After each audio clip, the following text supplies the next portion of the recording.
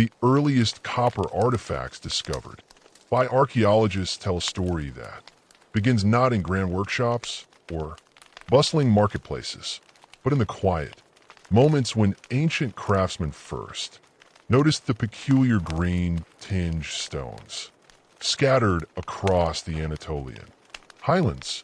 These native copper nuggets, weathered from their original veins by millennia of geological processes, caught the attention of tool makers who had already mastered the art of knapping flint and shaping obsidian. Unlike the brittle fracture patterns of stone, copper responded differently to percussion. It deformed rather than. Around 5,500 BC, at sites across Anatolia and the Balkans, at Kaoni in southeastern Turkey, archaeologists uncovered copper beads, pins, and small tools that show clear signs of cold hammering technique, discovered that repeated striking with operated within communities that were already experiencing significant social and economic transformations. The site of Cattle Hoyuk, occupied from approximately 7,100 to 5,700 BC, provides crucial insights into how specialized craft production began to reshape social relationships. The settlement's densely packed mud brick houses access through roof openings rather than ground-level doors house families engaged in increasingly diverse economic activities. Archaeological evidence reveals distinct workshop areas where obsidian tools were manufactured, textiles were woven, and eventually copper objects were crafted. The layout of Cattle Hoyuk itself reflects the changing nature of social organization during this period. Unlike earlier hunter-gatherer camps where material possessions were typically limited and portable, the houses at Cattle Hoyuk contained elaborate wall paintings, plastered bull heads with actual horn cores, and increasingly sophisticated burial goods. The presence of specialized copper working tools in certain households suggests that metallurgical knowledge was not equally distributed throughout the community. Specific families or lineages appear to have controlled access to both the raw materials and the technical expertise required for metal production. Environmental pressures played a crucial role in driving these technological innovations. The period between 5,500 period reduced growing seasons across much of Europe and Western Asia, forcing communities to develop more efficient tools and weapons to maintain their subsistence strategies. The climate-driven stress on agricultural systems created new demands for durable, sharp-edged tools that could process plant materials more effectively than their stone predecessors. Copper awls proved superior to bone needles for leather working, while copper knives maintained their edges longer than obsidian blades when cutting fibrous plant materials. These practical advantages combined with copper's malleability made metal tools increasingly valuable as communities faced resource constraints. Trade networks expanded dramatically. Earliest copper mines shows that mining operations were already underway by 5,000 BC. The mine shafts, some extending over 10 m deep, required coordinated labor and sophisticated planning that suggests organized mining expeditions rather than casual collection of surface deposits. The expansion of trade networks created new forms of social complexity as communities developed systems for managing long-distance exchange relationships. Standardized weights and measures began to appear at sites across the region, indicating that trade had become sufficiently regular to require consistent measurement systems. Copper objects themselves often served as trade goods with distinctive regional styles, suggesting that different communities developed their own metallurgical traditions while maintaining contact with neighboring groups. The most dramatic evidence of emerging social stratification appears in the archaeological record at Vanna on Bulgaria's Black Sea coast. The Vanna necropolis, dating to approximately 4,600 4,200 BC, contains some of the earliest evidence of systematic wealth accumulation in human history. The cemetery's most famous burial, known as Grave 43, contained the remains of a middle-aged male accompanied by over 990 gold objects totaling more than 1.5 kilograms of precious metal. The burial goods included a gold-hafted copper axe, gold appliques that once decorated clothing, and numerous gold ornaments that would have created a spectacular visual display. The VA burials reveal a society where access to metal goods had become a primary marker of social status. The cemetery contains clear evidence of social ranking, with some graves containing elaborate assemblages of copper tools, gold ornaments, and imported goods, while others held only simple pottery vessels or remained completely unaccompanied. The presence of centaurs, symbolic graves containing rich assemblages, but no human remains, suggests that some individuals had achieved such high status that their social position could be commemorated even in their absence. The technological knowledge required to produce the VA grave goods indicates that metallurgical expertise had advanced significantly by this period. The copper axes found in the richest burials show evidence of both hammering and casting techniques, suggesting that craftsmen had discovered how to melt copper and pour it into molds. This represented a major technological leap from the earlier cold hammering methods, requiring not only higher temperatures, but also the development of specialized furnaces and mold-making techniques. The gold objects from VA demonstrate another crucial development, the recognition of precious metals as distinct from utilitarian copper. While copper's value derived primarily from its functional advantages over stone tools, gold's appeal lay in its aesthetic properties and resistance to tarnishing. The elaborate gold diadems, bracelets, and clothing appliques found in the richest graves served no practical function, but created powerful visual symbols of their owners' elevated status. Population pressures contributed to the intensification of metallurgical production during this period. Archaeological surveys indicate that settlement density increased. Quantities of metallurgical debris at settlement sites. The social implications of these demographic changes extended beyond simple supply and demand relationships.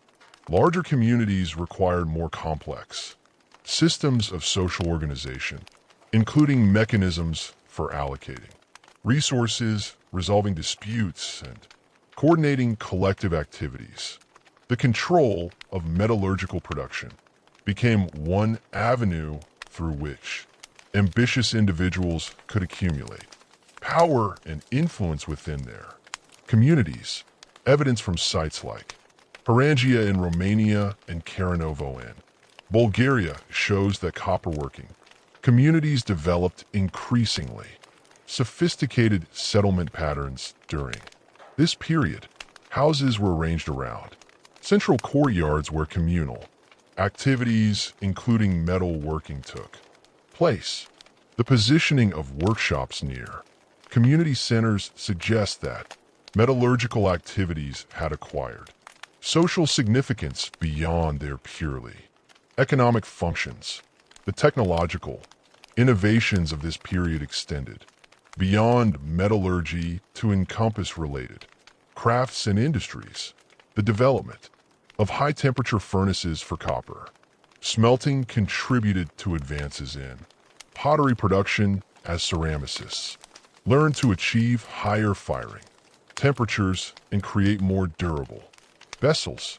The same communities that pioneered copper working often produced distinctive pottery styles that spread through trade networks, creating archaeological horizons that help researchers track cultural connections across vast geographic areas. Regional variations in copper working techniques began to emerge as different communities developed their own approaches to metallurgy. The Balkans became known for sophisticated casting techniques, while Anatolian craftsmen excelled in the production of decorative copper objects with intricate surface treatments. These regional specializations created complementary trade relationships as communities exchanged their distinctive products for goods produced elsewhere. The period's technological developments also influenced military organization and conflict patterns. Copper weapons, while not dramatically superior to their stone counterparts in terms of cutting ability, offered significant advantages in terms of durability and repairability. A damaged copper spear point could be reforged, while a broken obsidian blade required complete replacement.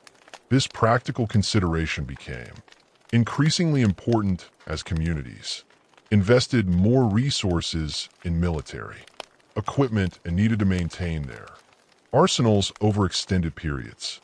The technological foundations established during the earliest copper working period created the conditions for southeastern Europe between 4500 and 4000 BC. The fertile river valleys and coastal plains of the Balkans witnessed the emergence of settlements that dwarfed anything previously seen in prehistoric Europe.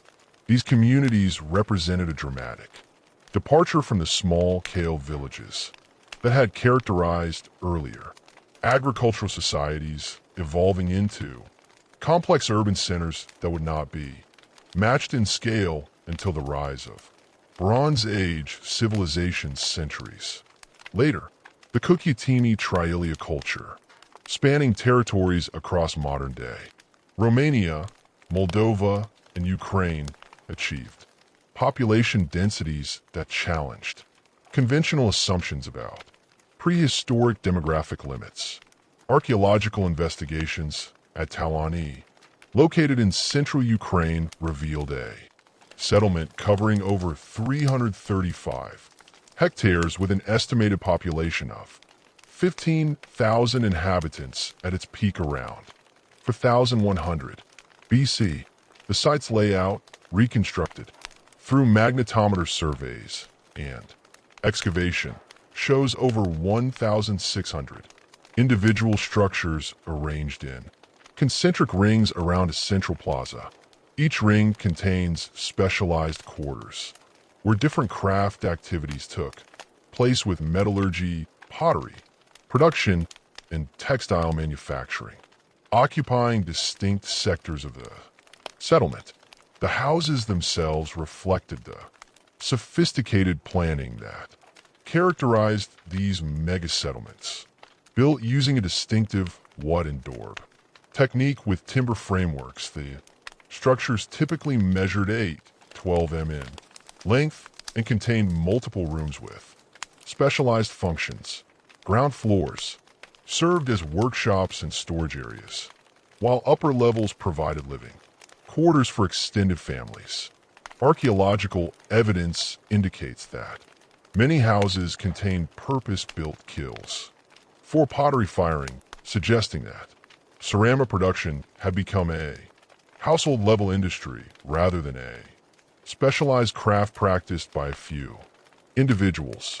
The pottery produced by Cucuteni Trialia craftsmen represents one of prehistoric Europe's most sophisticated ceramic traditions.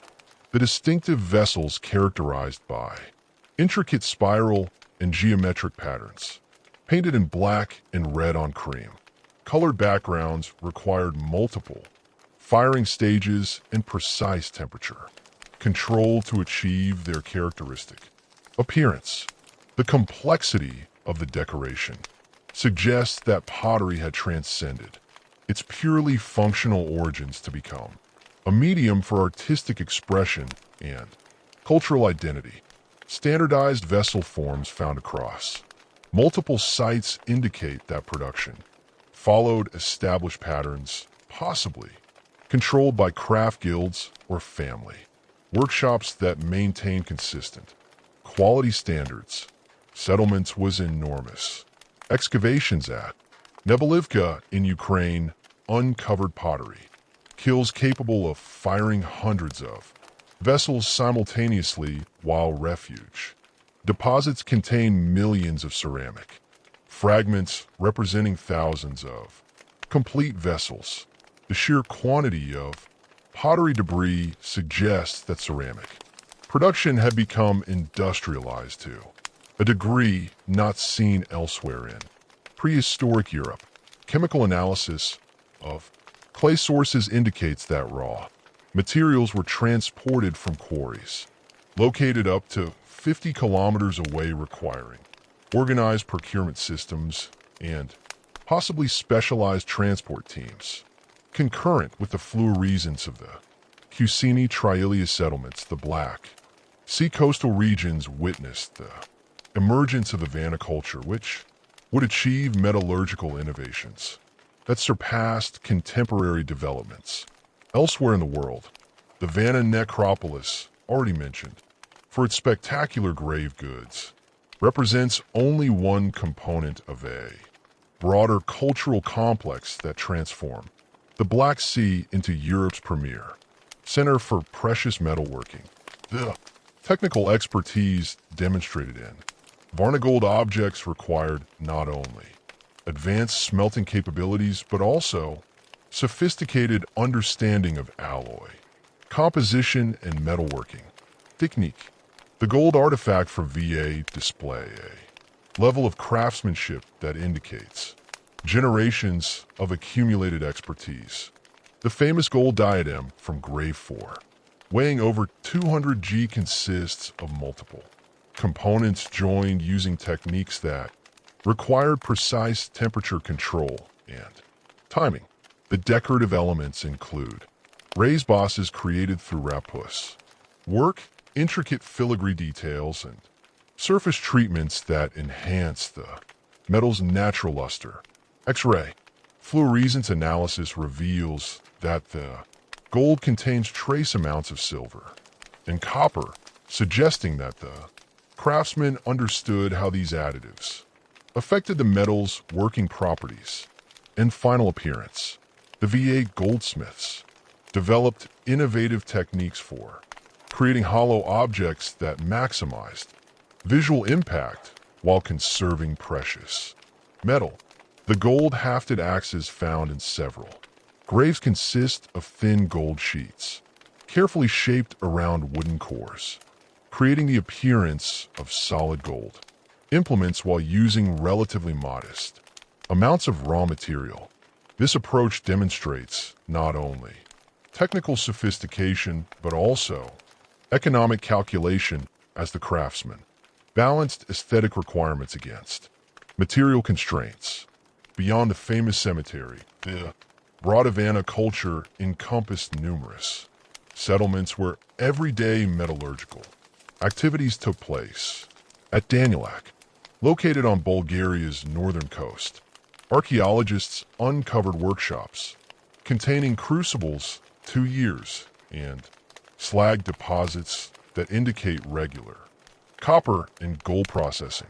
The workshop areas were positioned near the settlement's periphery, possibly to minimize fire risks to residential areas, but remained integrated into the community's daily activities rather than being isolated in specialized industrial zone. The expansion of metallurgical expertise across the Balkans created trade networks that connected communities separated by hundreds of kilometers. Copper sources in the Carpathian Mountains supplied raw materials to workshops throughout southeastern Europe, while finished objects moved in the opposite direction, carrying technological innovations and stylistic influences to distant markets. The Abuna copper mine in Bulgaria expanded its operations significantly during this period with archaeological evidence indicating that mining shafts reached depths of over 20 m and required sophisticated timber support systems to prevent collapse. Trade routes extended far beyond the immediate copper producing regions, connecting Balkan metallurgical centers with communities across the Ion and Mediterranean. Obsidian from Gali and Milos continued to flow northward, while Balkan copper established exchange relationships that the social implications of these expanded trade networks were profound. Communities that controlled key routes or resource sources accumulated wealth and influence that translated into political power.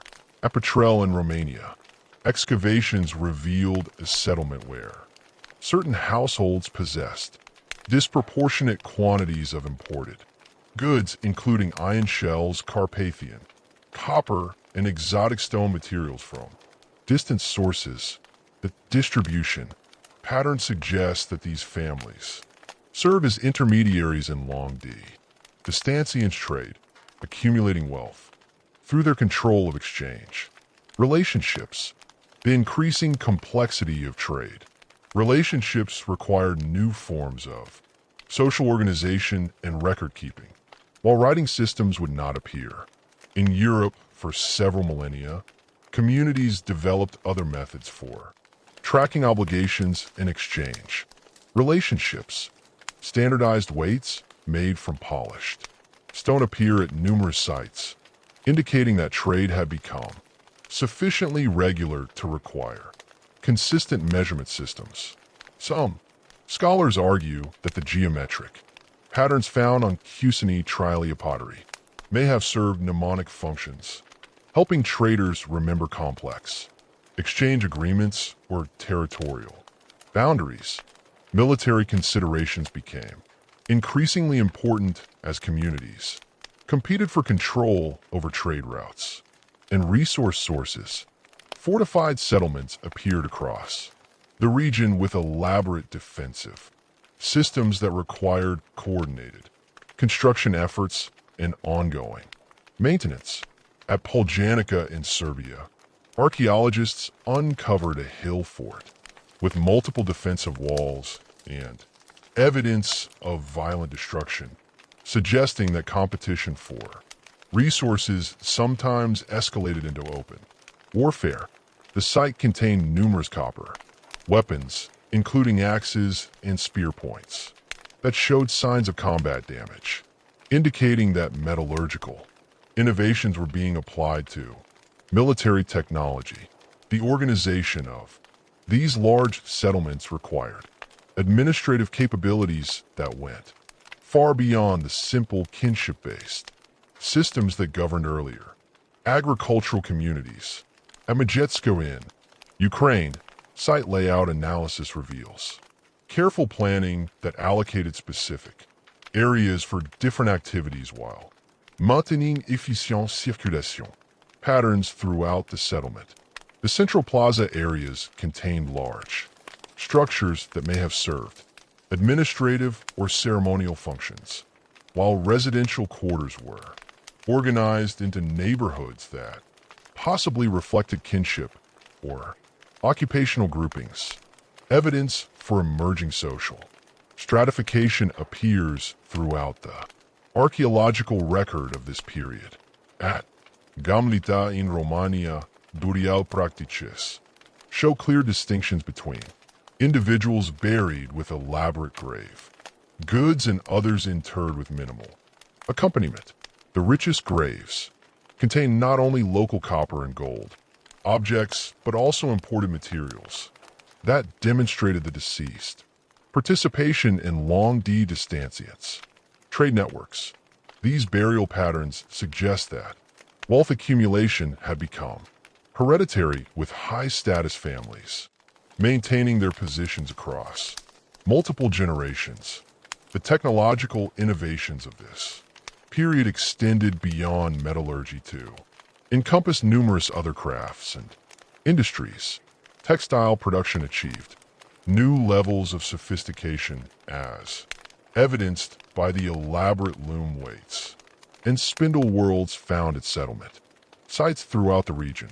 Chemical analysis of textile impressions on pottery indicates that flax cultivation had become widespread, providing raw materials for linen production that complemented the wool obtained from domesticated sheep and goats. Agricultural intensification accompanied the growth of large settlements as increased population densities required more efficient food production systems. Archaeobotanical evidence from Cuseny Trilia site shows diversified crop assemblages that included wheat, barley, millet, and legumes, suggesting that farmers had developed rotation systems that maintained soil fertility while maximizing yields. The presence of large storage facilities at these settlements indicates that communities were producing significant agricultural surpluses that could support non-food producing specialists. The climatic conditions during this period generally favored agricultural expansion and population growth. Paleoclimatic reconstructions indicate that temperatures were slightly warmer than modern levels, while precipitation patterns provided adequate moisture for crop cultivation across much of southeastern Europe. These favorable conditions contributed to the demographic expansion that made large settlements possible, but they also created vulnerabilities that would later contribute to the culture's decline. Around 4200 BC, signs of stress began to appear across the Balkan Copper Age societies. At numerous Cuteni Trilia settlements, archaeologists have documented episodes of house burning that appear to have been deliberate rather than accidental. The burnt structures were typically abandoned rather than rebuilt, suggesting that these events marked the end of occupation rather than temporary setbacks. The reasons for these burning episodes remain debated, with explanations ranging from ritual practices to defensive measures against approaching enemies. Environmental pressures may have contributed to the destabilization of these complex societies. Paleoclimatic data indicates that the period around 4200 BC witnessed significant climate deterioration across much of Europe and Western Asia. The 4.22 kilo-year event, as climatologists term this period, brought cooler temperatures and reduced precipitation that would have stressed agricultural systems adapted to the previous warmer conditions. Reduced crop yields could have undermined the economic foundations that supported large population concentrations and specialized craft production. The archaeological evidence from this period shows increasing signs of conflicts and social disruption. Fortified settlements became more common, while evidence of violent destruction appears at numerous sites. At Vor itself, the famous cemetery appears to have been abandoned around 4000 BC, with no comparable burials dating to later periods. The disappearance of such spectacular wealth displays suggests that the social systems that had generated extreme inequality may have collapsed or been deliberately dismantled. Resource depletion may have played a role in the decline of Balkan Copper Age societies. The intensive mining operations at sites like Ibinar had extracted large quantities of high-grade ore, and it is possible that the most accessible deposits were becoming exhausted. The need to extract or from deeper shafts or lower grade sources would have increased production costs and potentially disrupted the economic relationships that had sustained the metallurgical industry. The demographic collapse that affected many Balkan settlements during this period was dramatic and widespread. Sites that had supported thousands of inhabitants were abandoned, with populations either dispersing to smaller settlements or migrating to entirely different regions. The mega settlements of the Cucutini Trialia culture disappeared completely, leaving behind only archaeological traces of their former grandeur. This demographic transition marked the end of Europe's first experiment with urban scale communities and similar population concentrations would not reappear in the region until the Roman period. The collapse of the Balkan megasettlements around 4000 BC coincided with a remarkable transformation occurring in the alluvial plains between the Tigris and Euphrates rivers, while European communities grappled with demographic decline and social fragmentation. Mesopotamian societies were embarking on an entirely different trajectory that would establish the world's first true urban centers. The Ubaid period, spanning from approximately 5500 to 3500 BC, witnessed innovations in copperworking, agricultural technology, and social organization that would fundamentally reshape human civilization and establish patterns that would influence development across the ancient Near East. For millennia to come, the earliest Ubaid settlements emerged in the marshlands of southern Mesopotamia, where communities like Eridu began as modest farming villages but gradually evolved into complex protoban centers. Archaeological excavations at Eridu have revealed 18 successive building phases, spanning nearly 2 millennia, documenting a continuous process of growth and architectural innovation.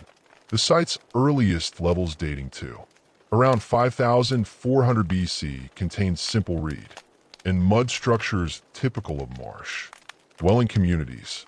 But by 4500 BC, the settlement featured substantial mud, brick buildings, elaborate temple complexes, and specialized workshop areas where copper working had become a regular activity. The transformation of Eridu from village to proto-city reflected broader changes in Mesopotamian society that distinguished it from contemporary developments elsewhere. Unlike the Balkan settlements, which appear to have grown rapidly and then collapsed, Mesopotamian communities developed gradually through incremental innovations in technology, social organization, and environmental management. The key to this sustained growth lay in the development of irrigation systems that could harness the annual floods of the Tigris and Euphrates rivers while providing year-round water access for agriculture and craft production. The irrigation networks that emerged during the Ubaid period represented engineering achievements of unprecedented complexity. At sites like Uar and Uruk, archaeologists have traced canal systems extending dozens of kilometers from the main river channels, complete with distribution gates, settling basins and drainage channels that prevented soil salinization. The construction of these systems required not only technical expertise, but also sophisticated social organization, as multiple communities had to coordinate their efforts to maintain shared infrastructure and allocate water rights fairly among different users. The labor requirements for irrigation, construction, and maintenance created new forms of social organization that differed markedly from the kinship-based systems that had governed earlier agricultural communities. Work gangs needed to be organized supervised, and provisioned during construction seasons. While ongoing, maintenance required permanent, administrative structures that could coordinate activities across multiple settlements. Archaeological evidence suggests that temple complexes served as the organizational centers for these activities, with religious authorities taking responsibility for managing the practical aspects of irrigation. Agriculture, copper working evolved significantly within this context of increasing social complexity and technological innovation. The Ubaid period witnessed the establishment of specialized workshops at sites like Eridu and Tel El-Aware. Craftsmen developed new techniques for smelting, casting, and finishing metal objects. These workshops were typically located near temple complexes, suggesting that metallurgical production had acquired religious significance beyond its purely economic functions.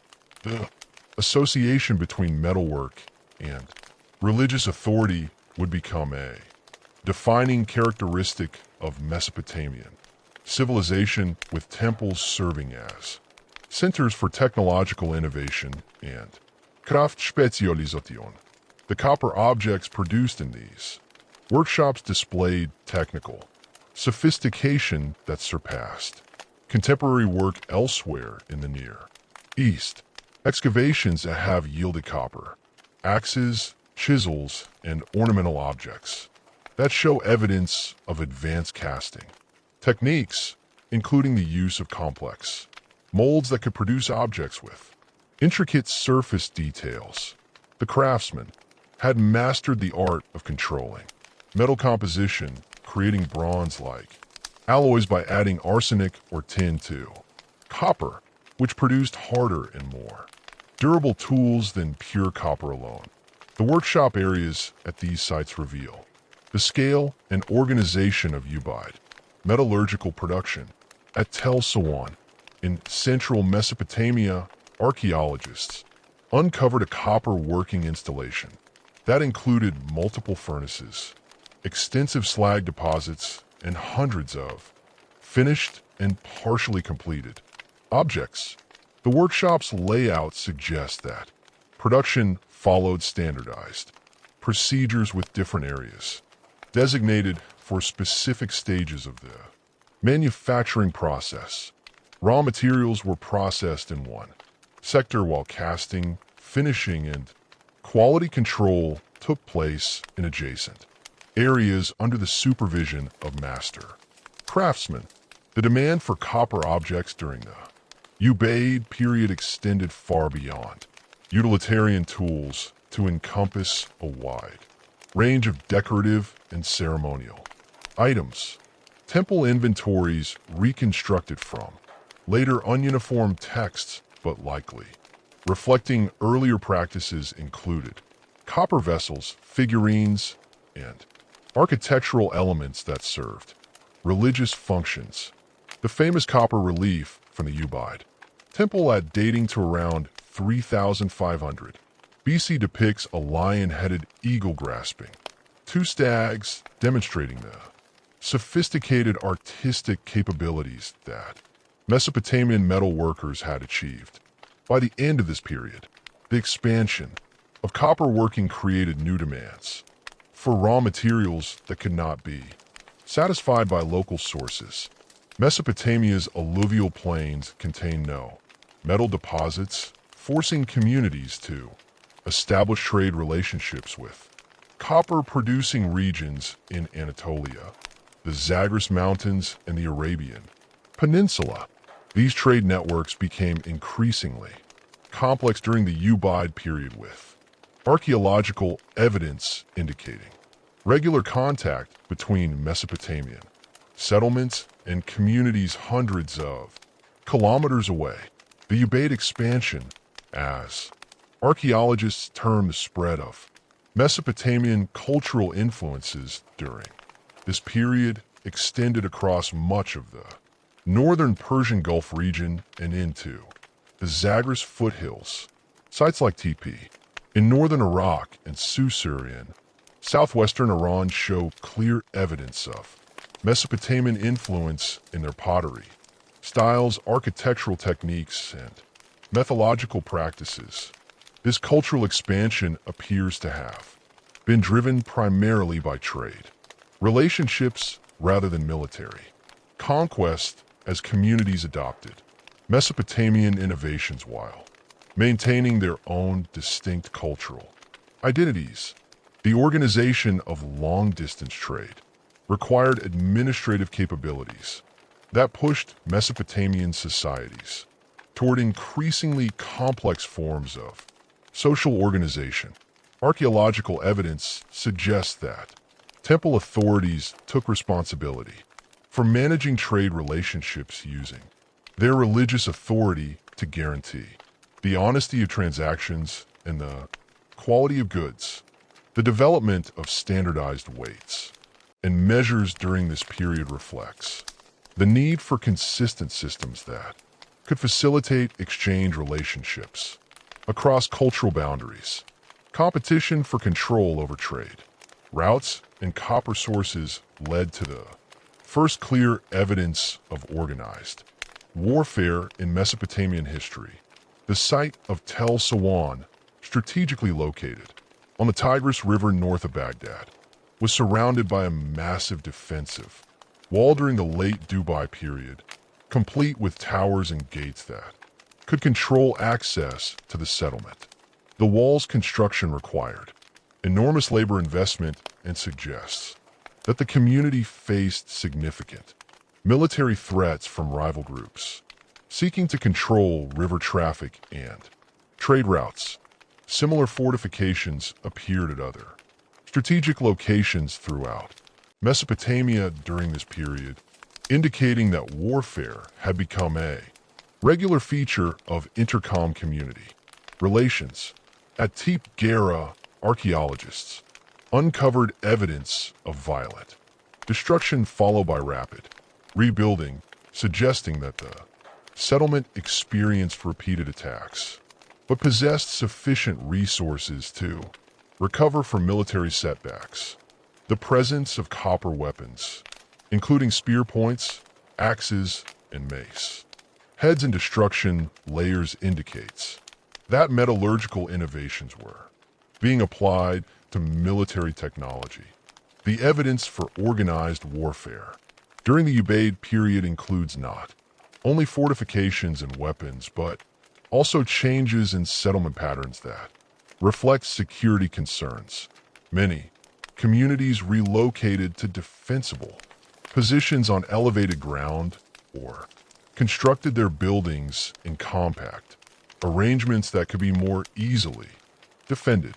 The famous Eye Temple at Tel Roin, northern Syria dating to the late Ubaid period, was surrounded by a massive wall that enclosed not only religious buildings but also workshops, storage facilities, and residential areas, creating a fortified complex that could withstand extended sieges. The temple complexes that emerged during the Ubaid period served as much more than religious centers, functioning as integrated economic and administrative institutions that coordinated multiple aspects of community life. The temple at Eridu rebuilt and expanded numerous times during the Ubaid period, eventually covered over 1,000 square meters and included not only religious spaces, but also workshops, storage rooms, and administrative offices where temple personnel managed agricultural production, craft manufacturing, and trade relationships.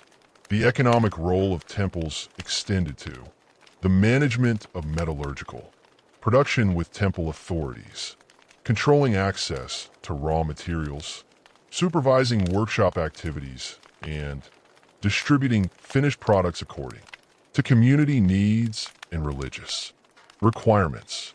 Copper objects found in temple contexts include not only ritual implements, but also tools and weapons that were apparently manufactured under temple supervision, and distributed to community members for specific purposes. The administrative capabilities of temple institutions during the Ubaid period laid the groundwork for the development of writing systems that would emerge in later periods. While true writing had not yet appeared, archaeological evidence suggests that temple personnel used various recording systems to track production, distribution, and trade activities.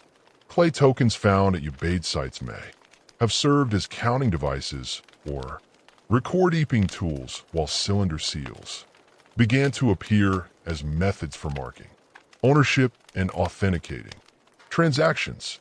The social stratification that characterized Ubaid society is clearly visible in burial practices that show marked differences in wealth and status between different individuals and families.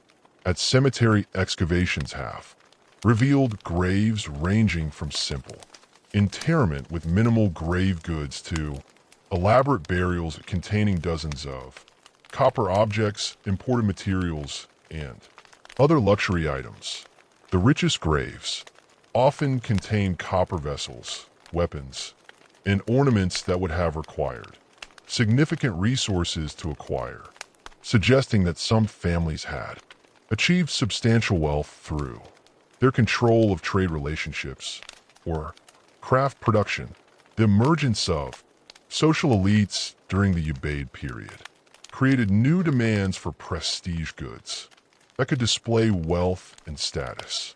Copper objects played crucial roles in these display systems, with elaborate vessels, weapons, and ornaments serving as symbols of their owners' elevated positions within community hierarchies. The technical sophistication required to produce these objects meant that metallurgical expertise itself became a source of social power, with master craftsmen achieving high status within their communities. The agricultural innovations that supported Ubi population growth and social complexity included not only irrigation technology, but also improvements in crop varieties and farming technique. Archaeobotanical evidence indicates that Mesopotamian farmers had developed sophisticated understanding of soil management, crop rotation, and selective breeding that allowed them to achieve yields far exceeding those possible with earlier farming methods. The agricultural surplus generated by these innovations provided the economic foundation that supported specialized craft production and long-distance trade. The scale of agricultural production during the Ubaid period is evident in the massive storage facilities that appeared at major settlements at Uruk. Archaeologists have uncovered granaries capable of storing thousands of tons of grain, while administrative texts from later periods suggest that temple institutions managed agricultural production on an industrial scale. The ability to accumulate and redistribute agricultural surplus gave temple authorities enormous economic power that they used to support craft specialists, maintain trade relationships, and fund construction projects. The environmental management required for sustained irrigation agriculture created new forms of technical expertise that influence other aspects of Mesopotamian technology. The engineering skills developed for canal construction were applied to urban planning, with settlements featuring carefully planned drainage systems, street layouts, and building foundations that could withstand the challenges of construction on alluvial soils. These technical innovations contributed to the development of true urban centers that could support populations numbering in the tens of thousands. By the end of the Ubaid period, around 3,500 BC, Mesopotamian communities had established the technological, social, and economic foundations that would support the emergence of the world's first urban civilizations. The innovations in copperworking, irrigation technology, and social organization that characterized this period created new possibilities for human achievement that would be realized in the subsequent Uruk period when Mesopotamian cities would grow to unprecedented size and complexity, establishing patterns of urban life that would influence human development for millennia to come. The technological and social innovations that had transformed Mesopotamian society during the Ubaid period created ripple effects that extended far beyond the alluvial plains of the Tigris, Euphrates, as Mesopotamian cities consolidated their control over regional trade networks and developed increasingly sophisticated metallurgical techniques. Communities across Anatolia found themselves positioned at the intersection of expanding commercial relationships that would fundamentally reshape the ancient world. The strategic location of Anatolia, bridging Europe and Asia while controlling access between the Black Sea and Mediterranean basins, made its settlements crucial intermediaries in the copper trade that was becoming the backbone of interregional exchange. The site of Troy, perched on a limestone ridge overlooking the Dardanelles Strait, emerged during this period as one of Anatolia's most significant commercial centers. The earliest levels of Troy, 3, dating to approximately 3,500 BC, reveal a fortified settlement covering roughly 9,000 m, protected by massive stone walls that incorporated sophisticated architectural technique borrowed from both European and Near Eastern traditions. The settlement's builders constructed these fortifications using carefully fitted limestone blocks weighing several tons each, requiring coordinated labor, efforts, and engineering expertise that reflected the community's growing wealth and strategic importance. The houses within Troy had demonstrated the prosperity that maritime commerce was bringing to Anatolian communities, unlike the simple rectangular structures that characterized most contemporary settlements. Trojan buildings featured complex multi-room layouts with stone foundations supporting timber-framed upper stories. Archaeological excavations have revealed hearths equipped with sophisticated ventilation systems, storage areas designed for bulk commodities, and workshop spaces where copper objects were manufactured using techniques that combined local traditions with innovations imported from distant regions. The metallurgical workshops at Troy produced objects that display remarkable technical sophistication, including copper axes with complex hafting systems, ornamental pins with intricate decorative elements, and vessels that required advanced understanding of metal flow and cooling rates. Chemical analysis of copper artifacts from the site indicates that Trojan craftsmen were working with ores from multiple sources, including deposits in the Taos Mountains to the south and the Pontic Ranges to the northeast. This diversity of raw materials suggests that Troy had established trade relationships spanning hundreds of kilometers, positioning the settlement as a hub for redistributing metals throughout the eastern Mediterranean. The strategic importance of Troy's location became increasingly apparent as maritime technology advanced during this period. The Dardanelles Strait, barely 1.5 kilometers wide at its narrowest point, created a natural bottleneck where communities could control shipping traffic between the Iron and Black Seas. Archaeological evidence indicates that Troy too possessed harbor facilities capable of accommodating the wooden vessels that were becoming the primary means of long-distance transport across the eastern Mediterranean. These ships reconstructed from fragmentary found at coastal sites throughout the region, typically measured 15-20 m in length and featured shallow drafts that allowed them to navigate both open waters and river systems. The development of these maritime capabilities required innovations that extended far beyond simple boat construction. Navigational techniques had to be developed that could guide vessels across open water without modern instruments, relying instead on careful observation of celestial movements, wind patterns, and coastal landmarks. Archaeological evidence from sites like Polion on Lemnos and Thermi on Lesbos suggests that coastal communities were establishing networks of signal fires and landmark structures that could guide navigators through dangerous passages during both day and night conditions. The expansion of maritime trade created new demands for harbor infrastructure that transformed coastal settlements throughout the region.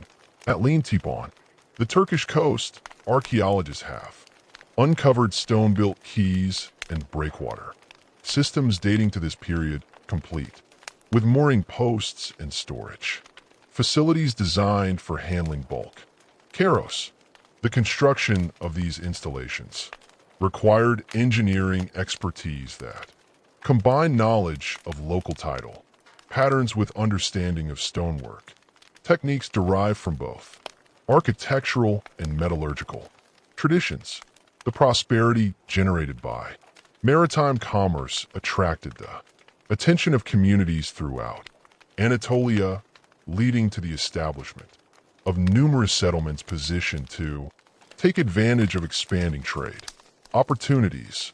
At Bassa Sultan in southwestern Anatolia, excavations have revealed a substantial settlement that emerged around 3200 BC, featuring defensive walls, large storage buildings, and workshop areas where copper objects were produced for export to coastal markets. The site's pottery assemblages include vessels clearly designed for transport and storage with standardized capacities that suggest the development of systematic trading relationships. The most spectacular evidence of Anatolian prosperity during this period comes from the Arlanapa complex in eastern Turkey, where archaeological investigations have revealed one of the ancient world's earliest examples of monumental architecture associated with centralized political authority. The site's main building, constructed around 3350 BC, covered over 1,000 m and featured elaborate decorative elements, including wall paintings, carved stone reliefs, and architectural details that required skilled craftsmen working under centralized direction. The Arsila complex represents a fundamental transformation in Anatolian social organization, marking the transition from kinship-based communities to hierarchical societies capable of mobilizing large-scale labor forces for construction projects. The building's layout included administrative areas equipped with clay, seal impressions, and standardized storage vessels, suggesting that the site's rulers had developed bureaucratic systems for managing economic activities across their territories. These administrative innovations, parallel developments occurring in Mesopotamian cities but adapted to local conditions and cultural preferences. The evidence for centralized control at Arlani extends beyond architecture to encompass the management of metallurgical production on an unprecedented scale. Workshop areas within the complex contain furnaces capable of processing large quantities of copper or along with molds for producing standardized tool types that could be distributed throughout the region. Chemical analysis of slag deposits indicates that the site's metalworkers were processing ores from multiple sources simultaneously, creating alloys with specific properties tailored for different applications. The administrative systems that emerged at Arlenip included sophisticated methods for tracking production and distribution activities. Clay ceilings found throughout the complex bear impressions from cylinder seals depicting various animals, geometric patterns, and human figures that may have identified specific administrators or production units. The standardization of these sealing systems suggests that rulers had developed bureaucratic procedures that could manage complex economic relationships across extended territories.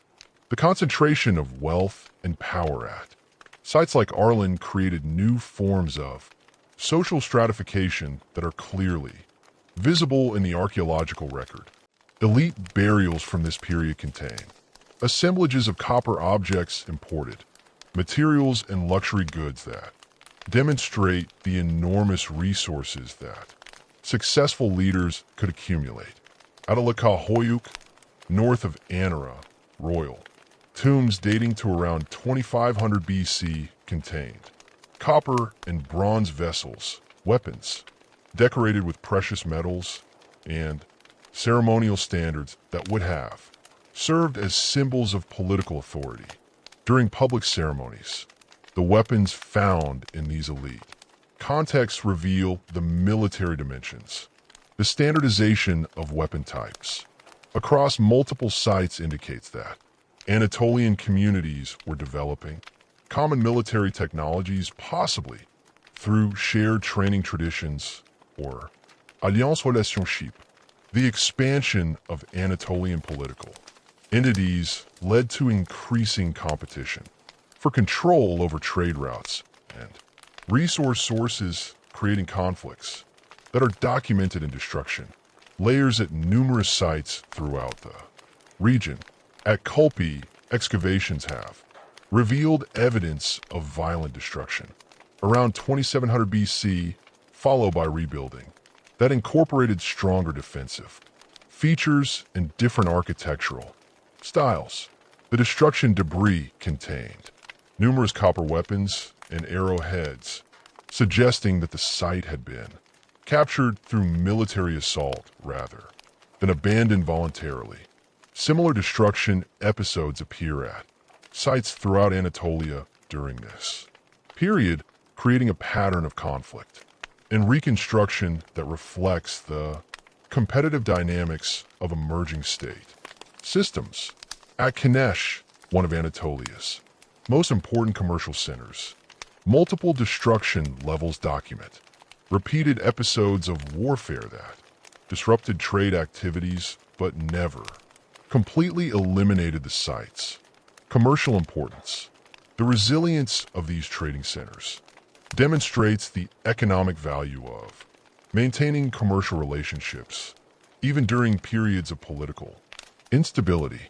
The diplomatic relationships that developed between Anatolian polities created new forms of interregional cooperation that complemented the competitive dynamics of trade and warfare. Archaeological evidence suggests that communities established formal alliance systems that could provide mutual support during military crises while facilitating commercial relationships. During peacetime, standardized pottery, styles, and metallurgical techniques that appear simultaneously at distant sites may reflect these diplomatic connections as allied communities shared technological innovations and cultural practices. The influence of an Anatolian commercial networks extended far beyond the immediate region, connecting communities across the eastern Mediterranean with resource sources and markets in both Europe and the Near East.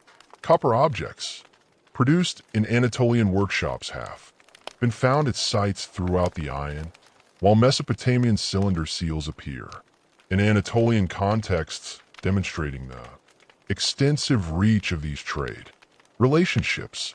The movement of these goods required sophisticated logistical capabilities that could coordinate shipping, schedules, manage currency exchanges, and resolve disputes between merchants from different cultural backgrounds. Supported this expansion of trade included developments in metallurgy that produced increasingly sophisticated copper alloys.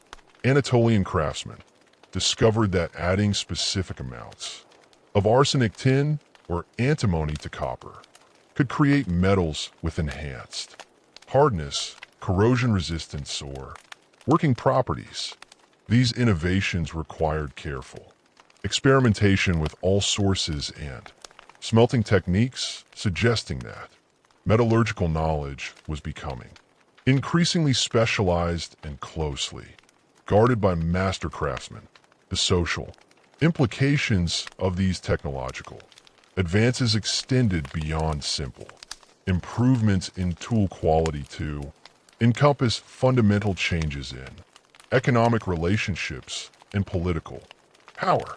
Communities that controlled access to advanced metallurgical techniques could produce superior weapons and tools, giving them significant advantages in both military conflicts and commercial competition. The concentration of technical expertise at major centers like in Troy created dependencies that smaller communities had to navigate carefully to maintain their access to essential metal goods. The environmental challenges that affected an Anatolian communities during this period included both natural disasters and human-induced changes that influenced settlement patterns and economic activities. Volcanic eruptions in central Anatolia deposited ash layers that are visible in archaeological contexts, while climate fluctuations affected agricultural productivity and water availability. These environmental pressures contributed to the competitive dynamics that characterized the period as communities competed for access to the most productive agricultural areas and reliable water sources. The population growth that accompanied economic prosperity created new pressures on agricultural systems that required innovative solutions. Archaeological evidence indicates that Anatolian communities developed terracing systems, irrigation networks, and intensive cultivation techniques that could support larger populations than had been possible with earlier farming methods. These agricultural innovations required coordinated labor efforts and technical expertise that paralleled the organizational capabilities being developed for metallurgical production and long-distance trade.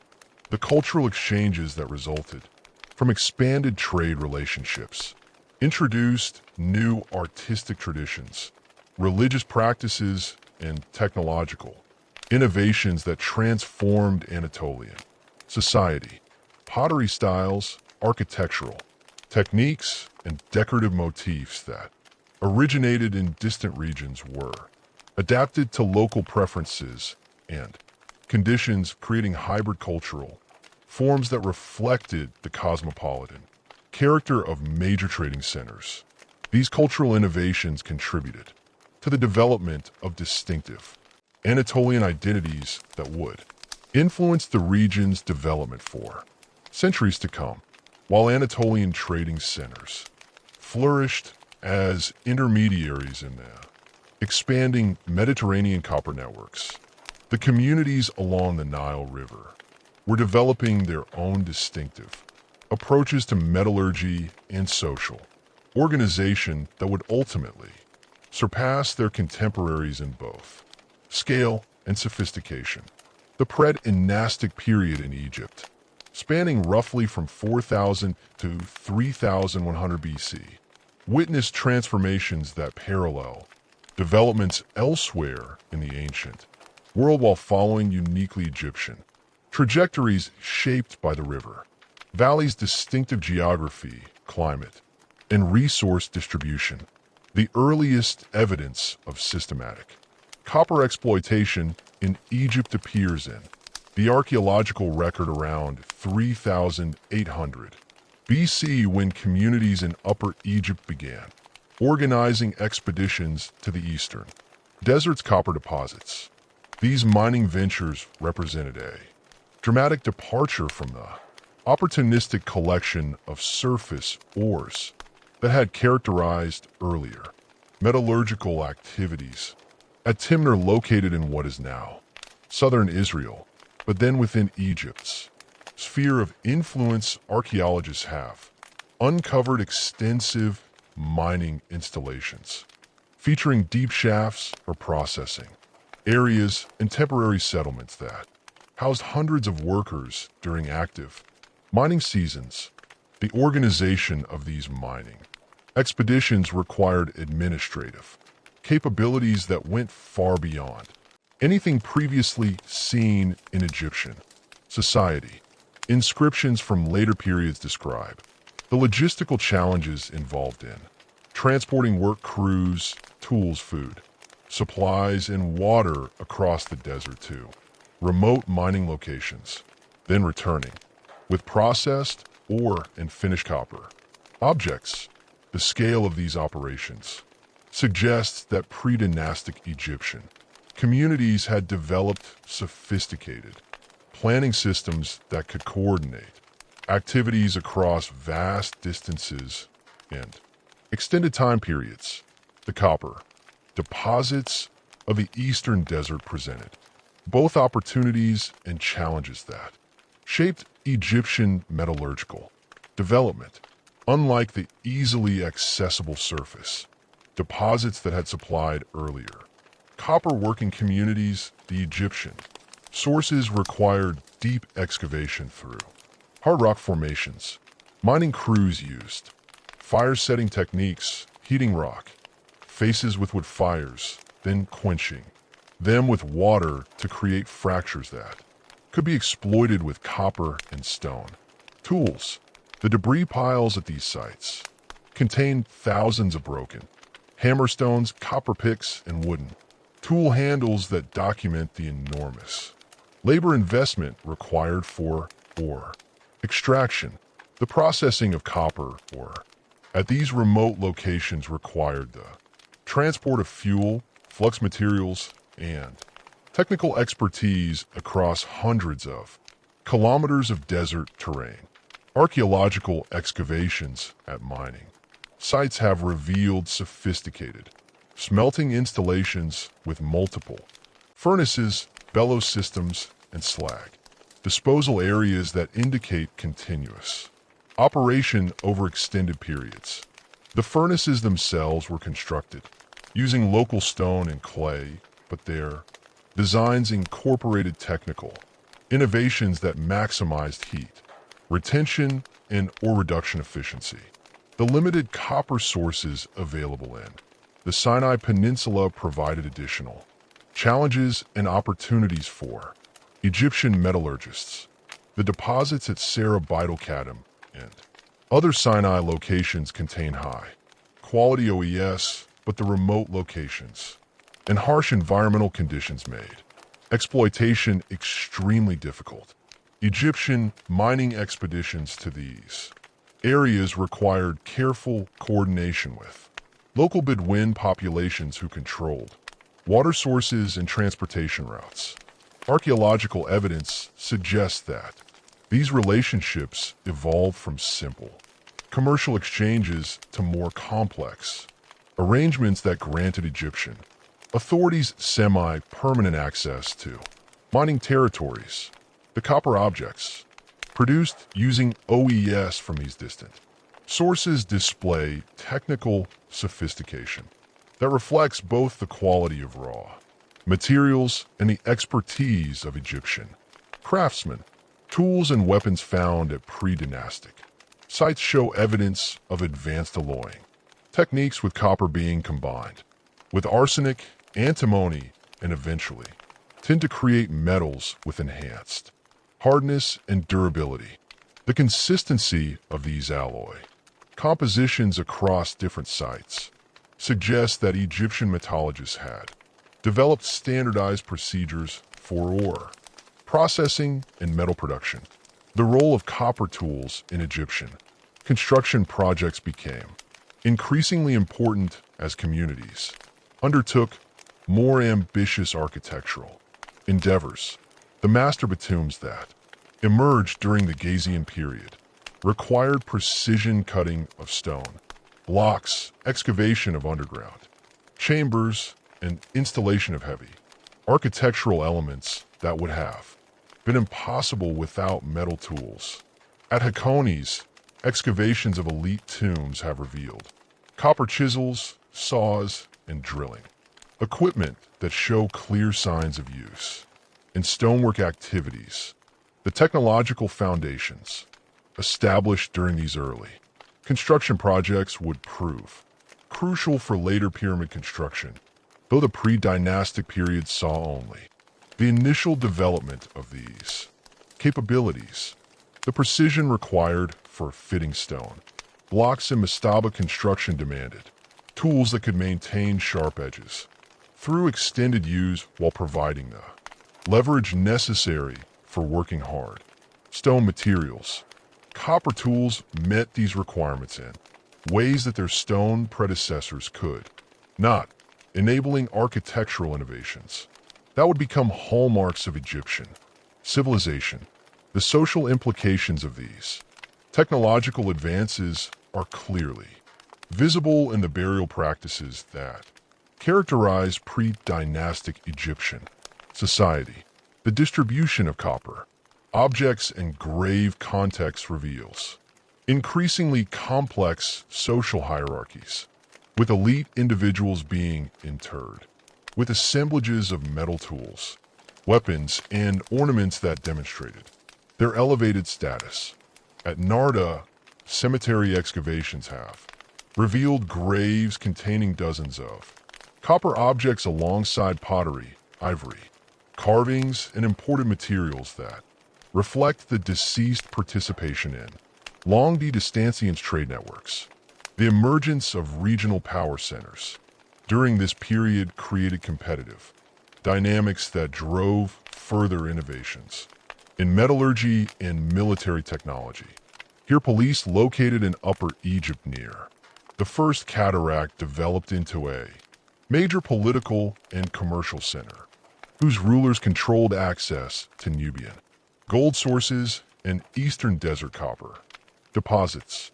The site's impressive archaeological remains include elaborate tombs, monumental architecture, and workshop areas where copper objects were produced on an industrial scale. Competition between Hierarchies and other regional centers, particularly Nakarta in central Upper Egypt, created demands for superior weapons and military equipment that pushed metallurgical innovation in new directions.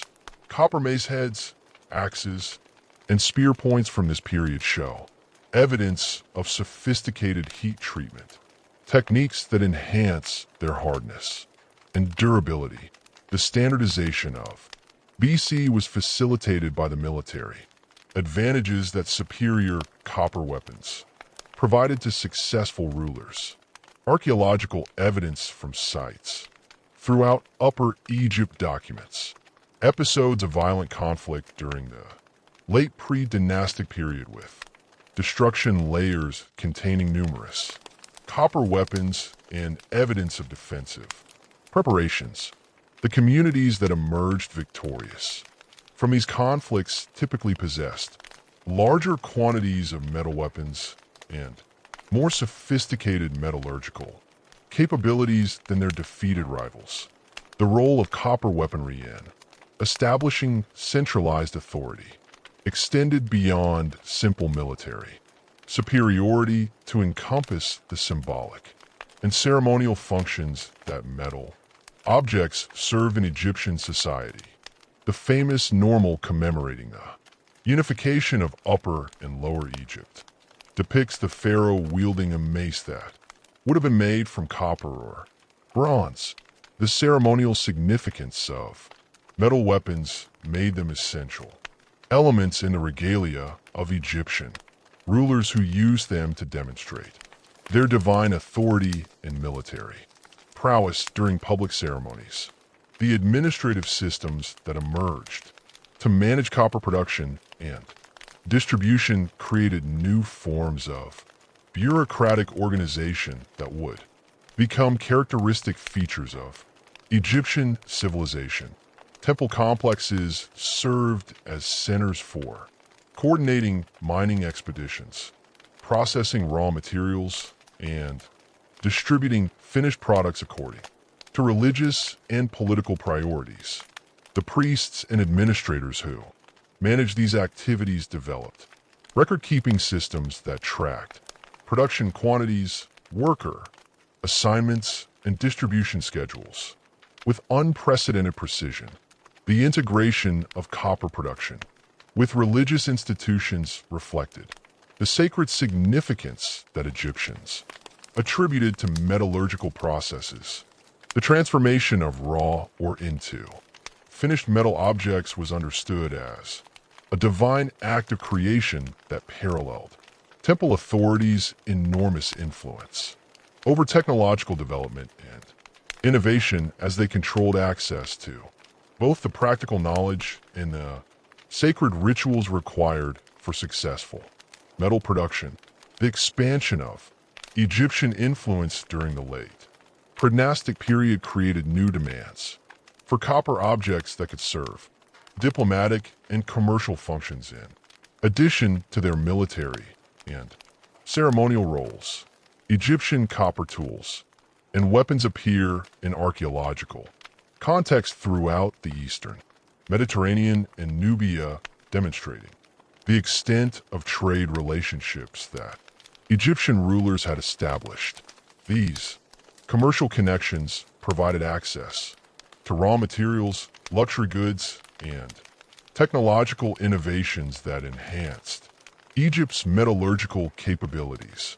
The environmental challenges that the eastern desert's extreme temperatures, limited water sources, and difficult terrain made mining operations dangerous and expensive, requiring careful planning and substantial resource investment. Climate fluctuations during the late pre-dynastic period affected Nile flood patterns, creating agricultural stresses that influenced the political dynamics of unification. The technological innovations that emerged from Egyptian copperworking included advances in furnace design, bellows systems, and temperature control that would influence metallurgical development throughout the ancient world. Egyptian craftsmen developed techniques for achieving the high temperatures required for bronze production, creating alloys that were superior to pure copper in both hardness and corrosion resistance. These innovations required careful experimentation with fuel types, furnace construction, and airflow management that demonstrated sophisticated understanding of metallurgical principles. The workforce organization required for large-scale copper production created new forms of labor specialization that transformed Egyptian society. Mining expeditions required not only skilled miners and metallurgists, but also support personnel, including guards, transport workers, food preparers, and administrative staff. The coordination of these diverse activities required management systems that could allocate resources efficiently while maintaining security and productivity in challenging environments. The influence of copper technology on Egyptian artistic development is evident in the sophisticated decorative objects that appeared during the pre-dynastic. Copper vessels, ornaments, and ceremonial objects display artistic sophistication that reflects both technical mastery and aesthetic innovation. The malleability of copper allowed craftsmen to create complex forms and surface decorations that would have been impossible with stone or ceramic. Materials contributing to the development of distinctive Egyptian artistic traditions.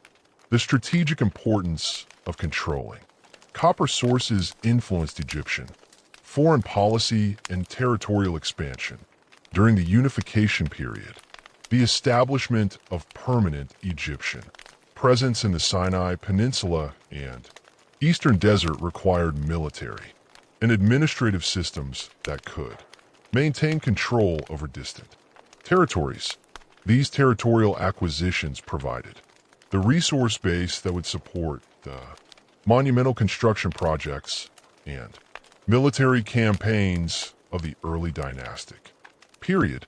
The legacy of pre-dynastic Egyptian copper working extended far beyond encompass fundamental innovations in social organization, political administration, and cultural development that would characterize Egyptian civilization for millennia.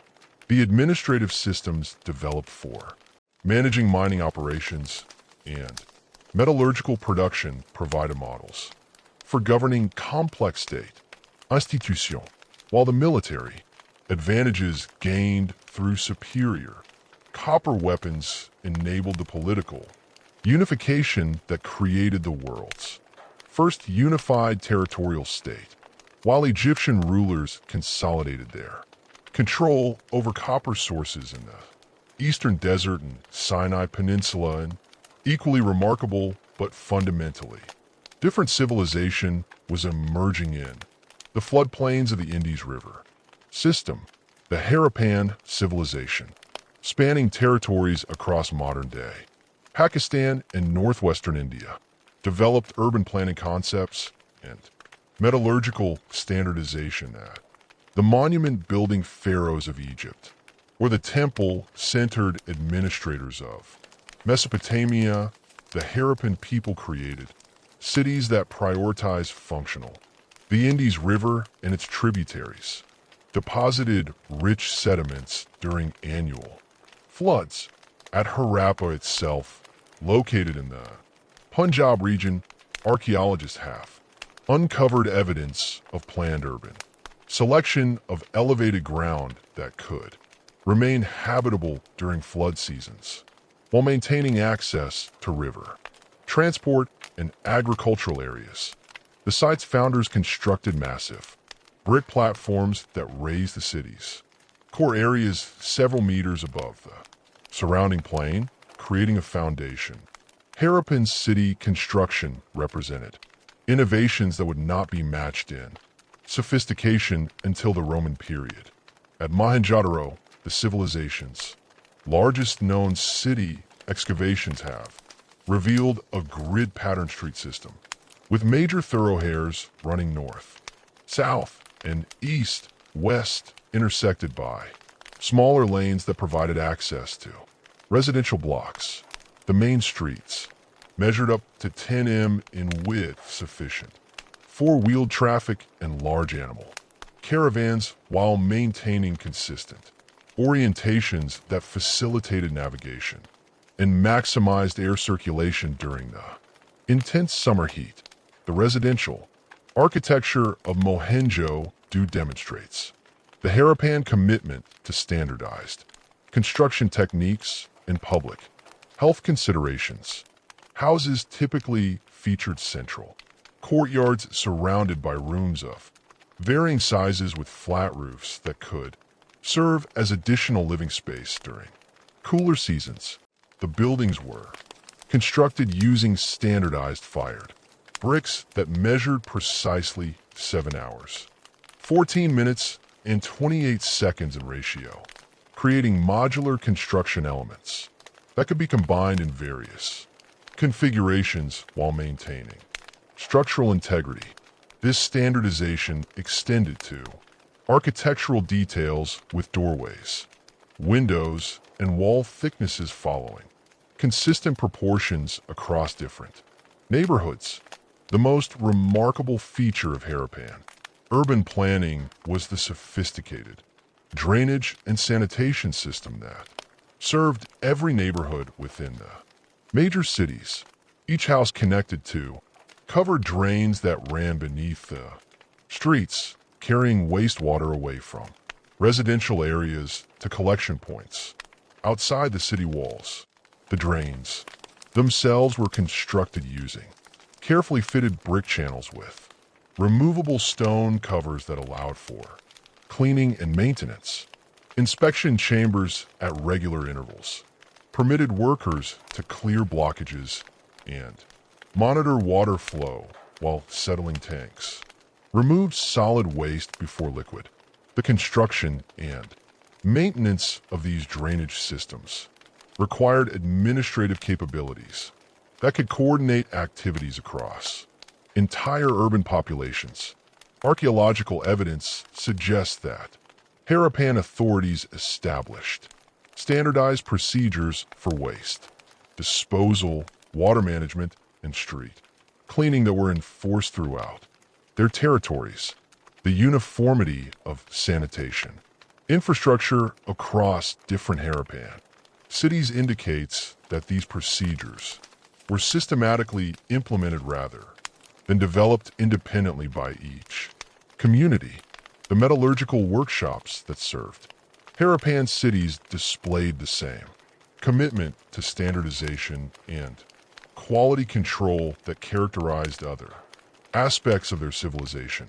At Harappa, excavations have uncovered specialized metalwork areas containing furnaces designed for copper smelting, casting installations equipped with standardized molds and finishing workshops where tools and ornaments received final surface treatments. The workshops were positioned near the city's periphery to minimize fire hazards while remaining integrated with residential and commercial districts. Through this street network, the copper tools produced in these workshops demonstrate remarkable consistency in design dimensions and manufacturing quality. Harappan axes, chisels, knives, and spear points followed patterns that appear with minimal variation at sites separated by hundreds of kilometers. This standardization suggests that Harappan craftsmen worked according to established specifications that were maintained through formal training systems or guild organizations that could ensure consistent quality across different production centers. Chemical analysis of Harap and copper objects reveal sophisticated understanding of alloy composition and its effects on tool performance. The craftsmen regularly produced bronze by adding tin to copper in proportions that optimized hardness and durability for specific applications. Agricultural tools typically contained lower tin percentages that maintain the malleability needed for field repairs, while weapons and cutting implements incorporated higher tin concentrations that enhanced edge retention and impact resistance. This systematic approach to alloy composition demonstrates technical expertise that rivaled contemporary developments in Mesopotamia and Egypt. The raw materials required for Harappan metallurgy came from sources distributed across the Indian subcontinent and beyond, necessitating trade networks that extended from the Hindu Kush Mountains to the Dean Plateau. Copper ores were transported from deposits in Rajasthan and Abalukisan, while tin sources in Afghanistan supplied the materials needed for bronze production. The organization of these supply chains required administrative systems that could coordinate procurement, transportation, and quality control across vast distances and diverse geographical conditions. Archaeological evidence from Shorty, a Harappan trading post located in northern Afghanistan near lapis lazuli and tin. Sources illustrates the extent and sophistication of these commercial networks. The site positioned strategically along the Amu Darya River contained warehouses for storing raw materials, workshops for processing, or residential areas for permanent trading. Personnel. The presence of standardized harapan, weights and measures at the site, indicates that trade activities followed established procedures that could ensure fair exchanges and quality control. The weight and measurement systems used throughout Harappan territories represent one of the civilization's most remarkable achievements in standardization. Stone cubes found at sites across the Indus Valley follow a consistent binary progression, with weights increasing in ratios of 1 to 4, 8, 16, creating a mathematical system that could handle transactions of vastly different scales. The smallest weights, measuring less than 1 g, were suitable for precious materials, like gold and gems, while the largest examples could weigh several kg for bulk commodity transactions. The precision of these weight standards required manufacturing techniques that could achieve tolerances measured in fractions of grams. Harappan craftsmen created their weights using carefully selected stone materials that were shaped, polished, and tested to ensure accuracy. The consistency of these standards across different sites suggests that weight production was centrally controlled or regulated through systems that could verify accuracy and prevent counterfeiting. This level of standardization implies administrative capabilities that could maintain consistent commercial practices across territories spanning over a million square kiln. The evidence for centralized authority in Harappan society extends beyond weight standards to encompass numerous aspects of urban planning and industrial production. The uniform brick sizes used in construction, the standardized pottery forms found at different sites, and the consistent street widths in different cities all suggest coordinated planning that transcended local community decisions. However, unlike contemporary civilizations in Egypt and Mesopotamia, Harappan society appears to have achieved this coordination without the monumental architecture or elaborate burial practices that typically indicate the presence of powerful rulers.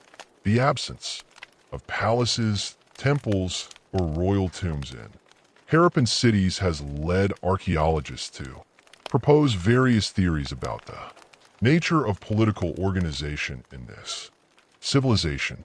Some scholars suggest that authority was distributed among merchant guilds or craft organizations that could coordinate economic activities without requiring centralized political control.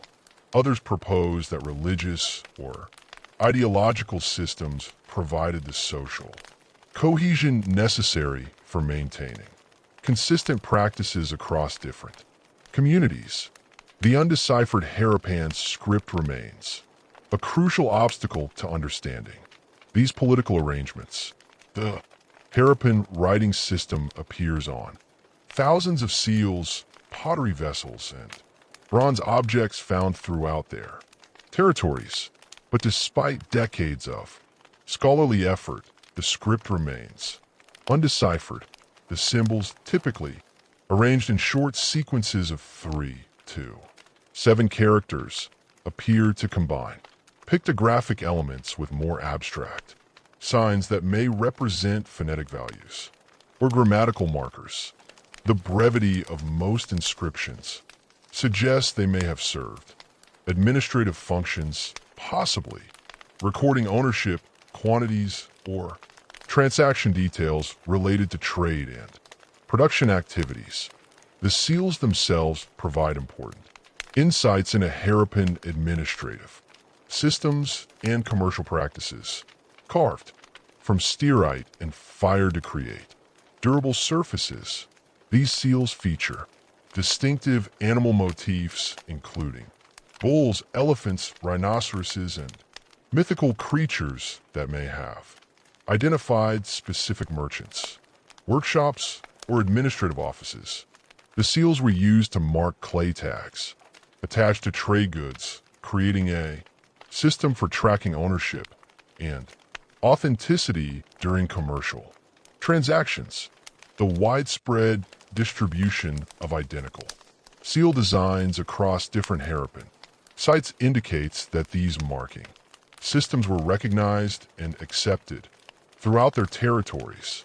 The administrative applications of sealing technology extended to the management of metallurgical production and distribution.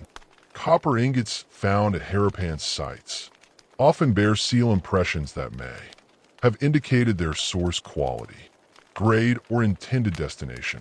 This marking system would have enabled administrators to track metal supplies through complex distribution networks while ensuring that materials met established quality standards.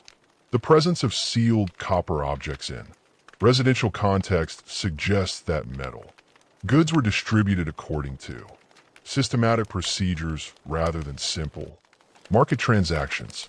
The scale of copper production in Harappan cities required fuel supplies that placed significant demands on regional forest resources.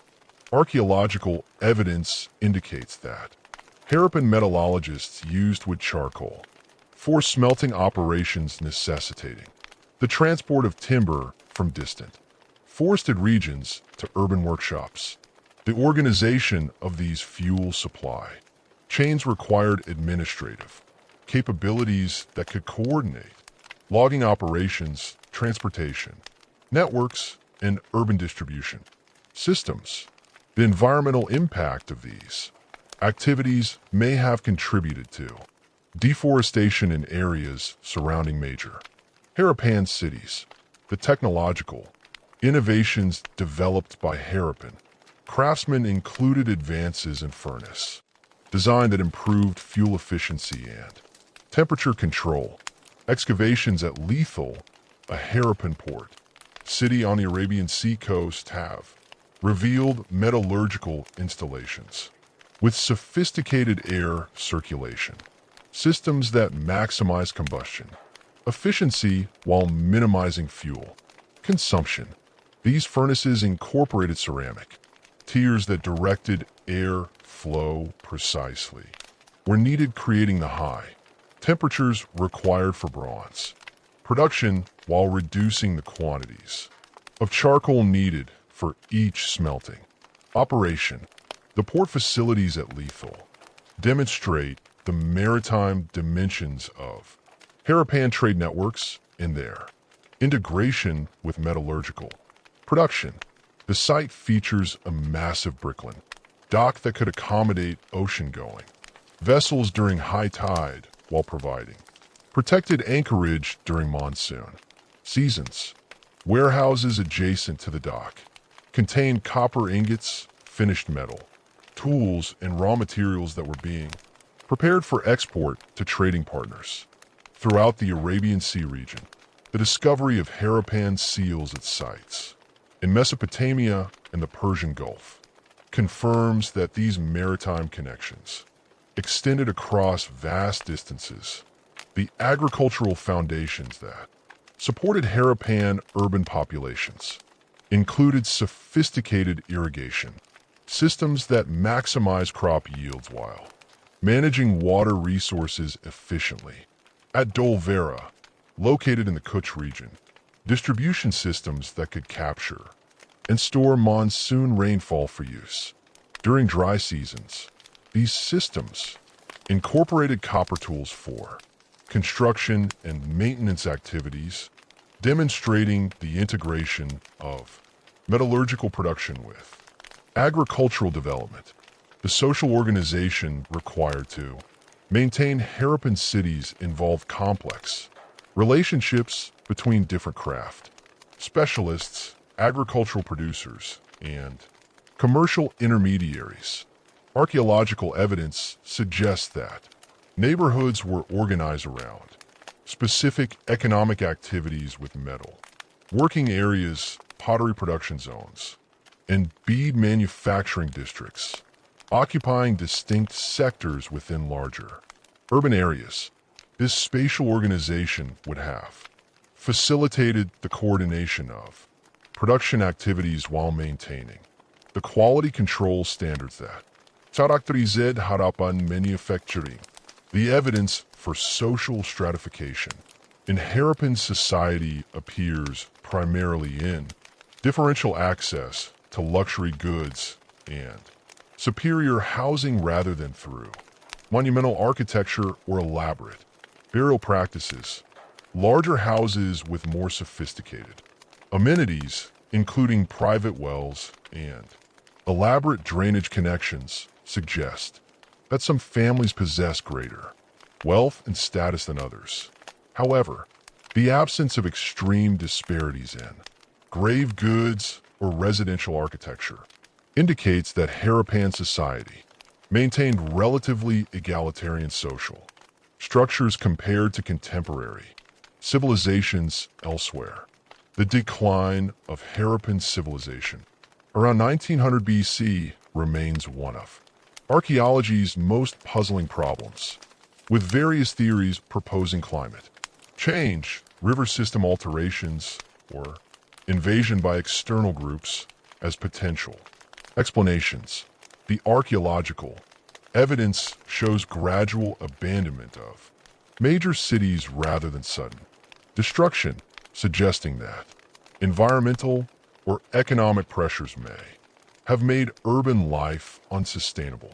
The sophisticated metallurgical traditions and urban planning innovations developed by the Harappans would influence subsequent South Asian civilizations, though their specific achievements would not be matched until much later periods.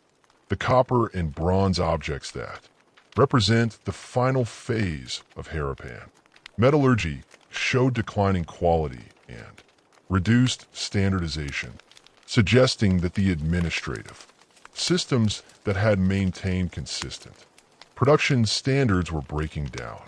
This deterioration in metallurgical quality parallels other evidence for social and economic disruption during the civilization's final centuries, when the remarkable achievements in urban planning and technological standardization that had characterized Harappan society for nearly a millennium gradually disappeared from the archaeological record.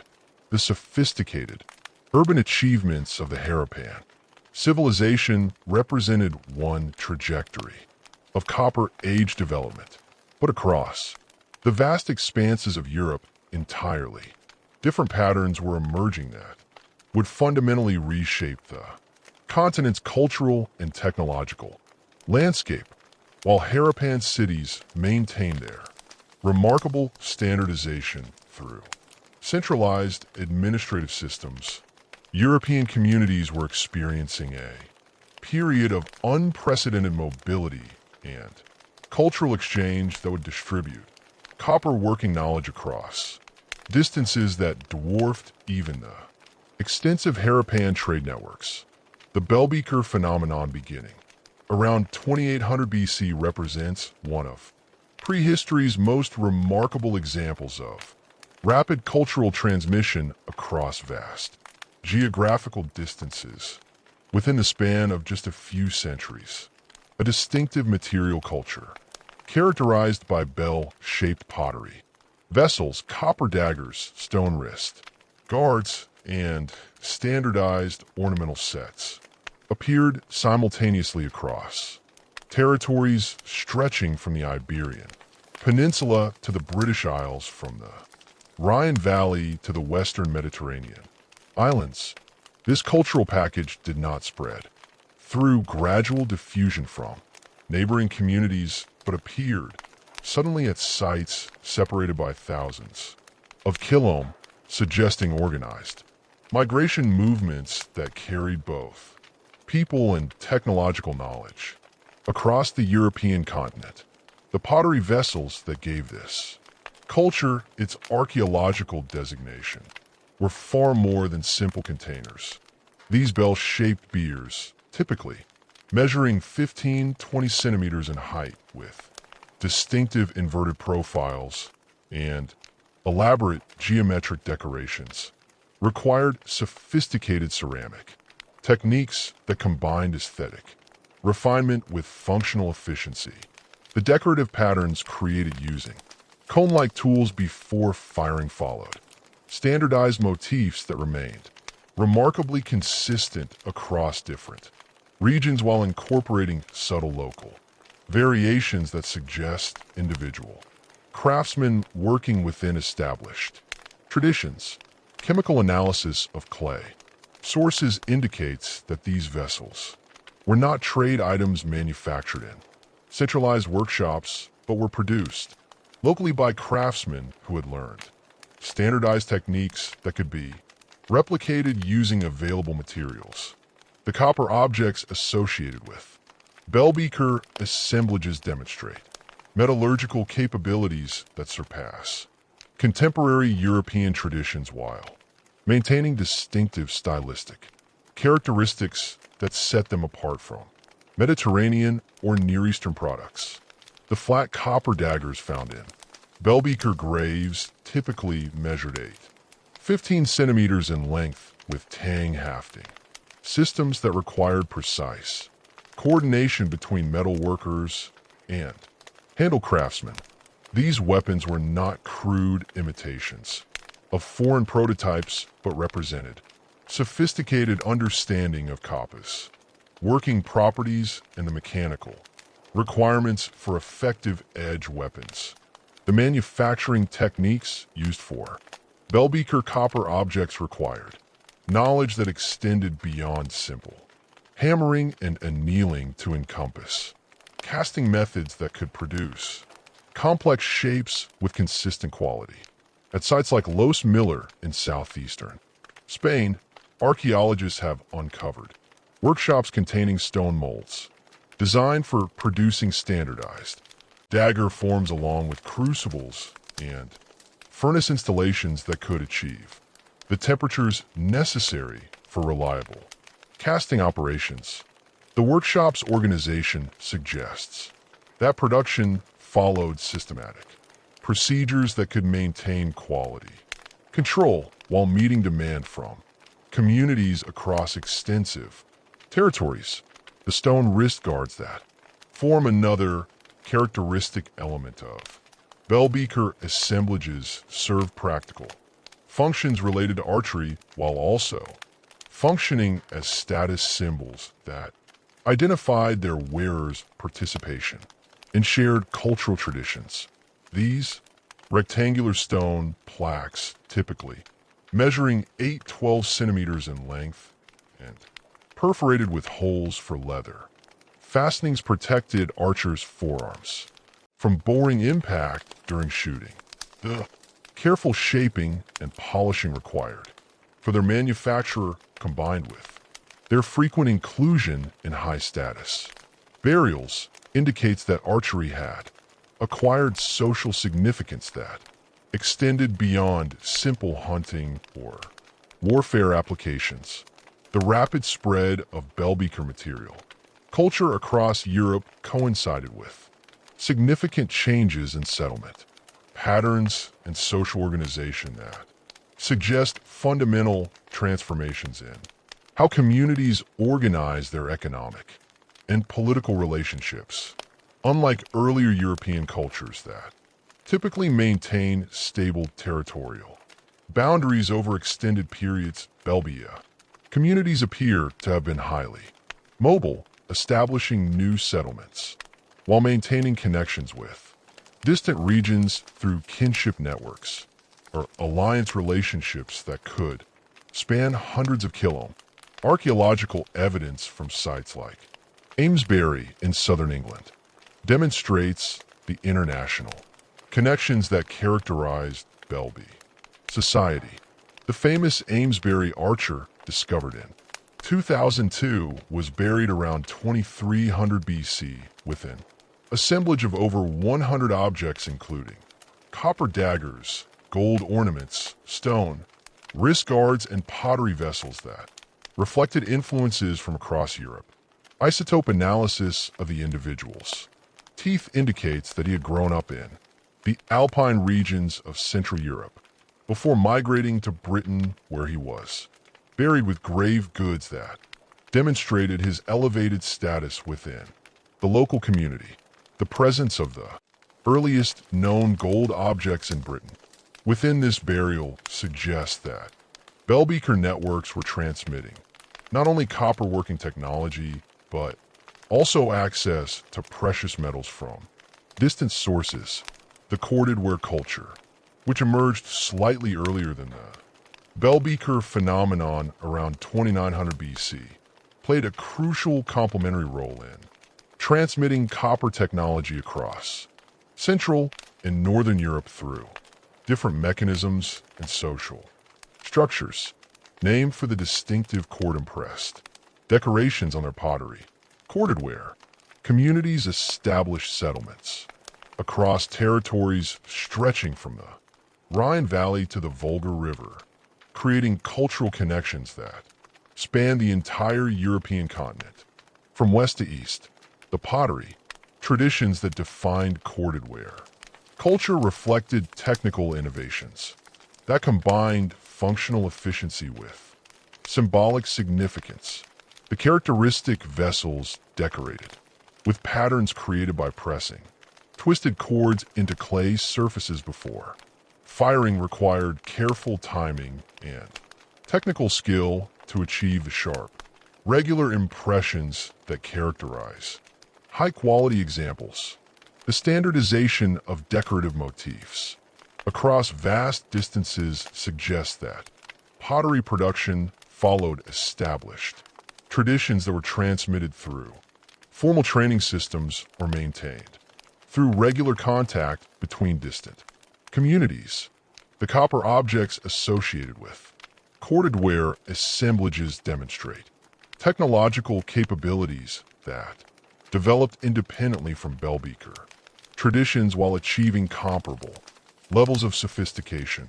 Corded ware metal workers specialized in producing shaft-hole axes that required advanced casting techniques for creating the complex internal cavities needed for hafting. These axes, typically weighing 200-400 G and measuring 12-18 centimeters in length, represented significant improvements over earlier European copper tools in terms of both effectiveness and durability. The production of shaft-hole axes required technological innovations that pushed European metallurgy in new directions. The casting process involved creating complex molds that could form both the external shape and the internal socket needed for handle insertion. Archaeological evidence from workshops in the Carpathian region shows that craftsmen developed sophisticated techniques using clay cores that could be positioned precisely within stone molds to create the required internal spaces. The consistency of dimensions and proportions across examples found at different sites indicates that production followed standardized specifications that were maintained across extensive territories. The distribution patterns of corded ware copper objects reveal trade networks that connected resource sources with consumption centers through complex exchange relationships. Copper OES from the Slovak or mountains supplied raw materials for workshops throughout Central Europe, while finished axes and other tools moved in multiple directions according to demand. Patterns that reflected both practical needs and social preferences. The chemical signatures of copper sources can be traced through spectroscopic analysis, revealing supply chains that extended across political and cultural boundaries while maintaining consistent quality standards. The evidence for cultural exchange between corded ware and bell-beaker communities appears in hybrid assemblages that combine elements from both traditions, suggesting that these cultures maintained contact despite their different origins and territorial distributions. At sites along the Rhine Valley, archaeologists have discovered burials containing both cord decorated pottery and bell-shaped beers along with copper, objects that incorporate design elements from both traditions. These hybrid assemblages indicate that cultural boundaries were permeable and that technological innovations could cross between different social groups through marriage, alliances, trade, relationships, or other forms of interaction. The megalithic monuments that appeared across Atlantic Europe during this period demonstrate the organizational capabilities that copper using communities are developed for coordinating large-scale construction projects. Sites like Stonehenge in England, Carnac in Brittany, and New Grange in Ireland require the mobilization of hundreds of workers over extended periods along with sophisticated planning that could coordinate the transport and positioning of massive stone blocks weighing several tons each. The construction of these monuments coincided with the spread of copper technology, suggesting connections between metallurgical innovation and the social developments that made monumental architecture possible. The relationship between megalithic construction and copper-using communities extend beyond simple chronological correlation to encompass evidence for the specialized tools and organizational systems required for monumental projects at Stonehenge. Archaeological investigations have revealed copper and bronze tools that were used for shaping Sasson stones and creating the precise joints required for the monuments. Trilithon structures. The tools show evidence of intensive use and frequent resharpening, indicating that metal implements had become essential equipment for stonework activities that would have been impossible with earlier technologies. The social organization required for megalithic construction projects involved complex relationships between different communities that could contribute labor, materials, and technical expertise to shared endeavors. Archaeological evidence suggests that monument construction drew participants from territories spanning hundreds of kilometers with different groups, contributing specialized knowledge or resources according to their particular capabilities. The coordination of these multi-community projects required leadership, structures that could transcend local political boundaries while maintaining authority over extended construction periods. The astronomical alignments incorporated into many megalithic monuments demonstrate sophisticated understanding of celestial movements that required systematic observation over multiple generations. At New Grange, the passage tomb's entrance is positioned so that sunlight penetrates the inner chamber only during the winter solstice, creating dramatic lighting effects that transform the monument's interior spaces. The precision required for achieving these alignments suggests that monument builders possessed advanced mathematical and engineering capabilities that complemented their metallurgical expertise.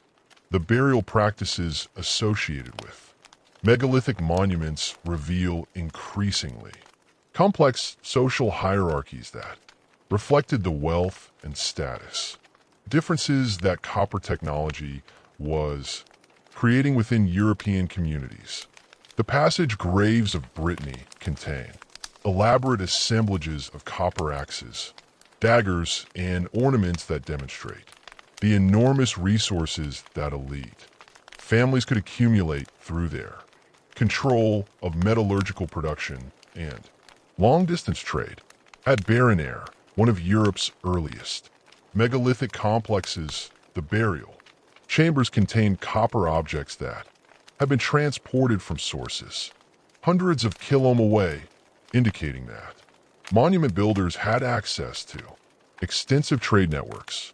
The evidence For social stratification and copyrighted, European burials extends beyond simple wealth accumulation to encompass the emergence of warrior elites whose status derived from their military capabilities and control over copper weapons at Ramello in northern Italy. Cemetery excavations have revealed graves containing elaborate assemblages of copper daggers, axes, and halberds that were clearly designed for combat rather than ceremonial display. The weapons show evidence of use wear patterns consistent with actual fighting, while their sophisticated metallurgy indicates that warrior groups had access to the finest products of contemporary metalwork technology. The warrior graves of this period often contain standardized sets of weapons and equipment that suggest the emergence of professional military classes with distinctive cultural identities. At Singan in southern Germany, a burial dating to around 2700 BC contained a copper dagger, stone wrist guard, and archery equipment that formed a coherent assemblage designed for mounted or mobile warfare.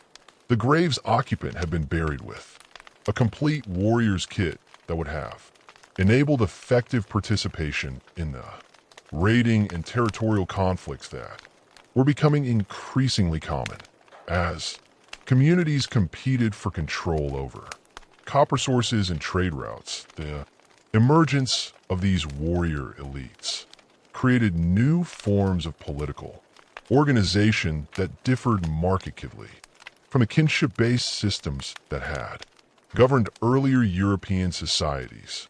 Archaeological evidence suggests that successful warriors could accumulate followers and resources that enabled them to establish territorial control over areas spanning multiple traditional community boundaries.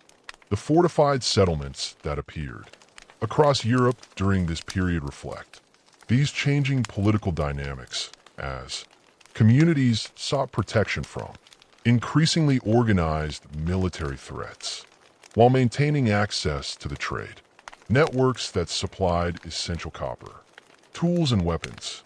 The hill forts that emerged across temperate Europe during the later Copper Age demonstrate sophisticated understanding of defensive architecture and strategic positioning that reflected the military innovations that copper weapons had made possible. At Maiden Castle in southern England, the earliest defensive earthworks date to around 2500 BC and incorporated multiple lines of ramparts and ditches that could channel attacking forces into killing zones where defenders could, indicates that communities could mobilize substantial labor forces for defensive construction while maintaining their agricultural and craft production activities. The competitive dynamics that drove hill for construction also stimulated innovations in siege warfare and military technology that pushed metallurgical development in new directions. Copper-tipped arrows became increasingly common in archaeological contexts from this period, while specialized weapons like halberds and battle axes appeared in warrior graves across Europe. These weapons required advanced metallurgical techniques for creating strong, sharp edges that could penetrate offensive armor while maintaining structural integrity during combat. The evidence for organized warfare during the later Copper Age includes not only weapons and fortifications but also skeletal remains that document the violence that was becoming endemic across much of Europe. At Talheim in Germany, archaeologists uncovered a mass grave containing the remains of 34 individuals who had been killed by systematic violence using stone axes and arrows. The victims included men, women, and children, suggesting that warfare had escalated beyond simple raids between warrior groups to encompass attacks on entire communities. The absence of copper weapons among the perpetrators indicates that access to metal technology could create decisive military advantages that determine the outcomes of these conflicts. The social changes that accompanied the spread of copper technology across Europe created new forms of cultural identity that transcended traditional kinship and territorial boundaries. The standardized material culture, assemblages that characterized both bell-beaker and corded-ware traditions, suggest that individuals could maintain connections with distant communities through shared technological knowledge and cultural practices. These connections create new possibilities for social mobility as skilled craftsmen or successful warriors could establish themselves in distant regions while maintaining their cultural identities through material culture, traditions, the technological knowledge that enabled copper working required specialized training and access to closely guarded trade secrets that created new forms of social differentiation within European communities. Master metal workers achieved status and influence that derived from their technical expertise rather than traditional sources of authority like kinship position or agricultural wealth. The concentration of methodological knowledge within specialized craft families created hereditary advantages that could be transmitted across generations, contributing to the social stratification that became increasingly pronounced during the later Copper Age. The technological innovations and social transformations that had swept across European communities during the spread of copper working created new pressures and opportunities in the mountainous regions that separated the expanding cultural zonas, the alpine regions with their rich copper deposits and strategic position controlling trade routes between northern and southern Europe became focal points for competition that would generate some of the earliest evidence for organized violence in European prehistory. The discovery of Otzi the Iceman in 1991, preserving glacial ice for over 5 millennia, provides an unprecedented window into the violent realities of life during this transformative period. The man who had become known as Altai died around 3,300 BC on a high alpine pass, an elevation of 3,210 m, carrying equipment that reveals the sophisticated technological capabilities and complex social relationships that characterized mountain communities during the Copper Age.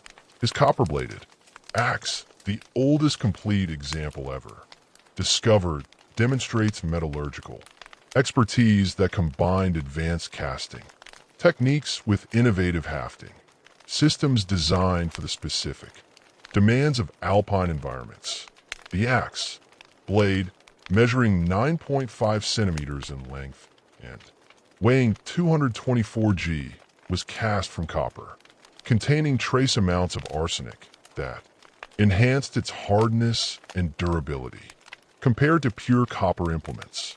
Chemical analysis of the copper used in OS's axe reveals that the metal originated from all sources in the Mittenberg region of Austria, approximately 200 kilometers from where his body was discovered. This distance indicates that alpine communities had established trade relationships that could transport finished copper objects across challenging mountain terrain, requiring organized transport systems and established exchange networks that connected different valleys and cultural groups. The axe's sophisticated construction with its U-wood handle secured using birch tar, adhesive and leather bindings, demonstrates the integration of multiple craft specializations needed to produce effective mountain tools. The circumstances of OS's death provide direct evidence for the violet.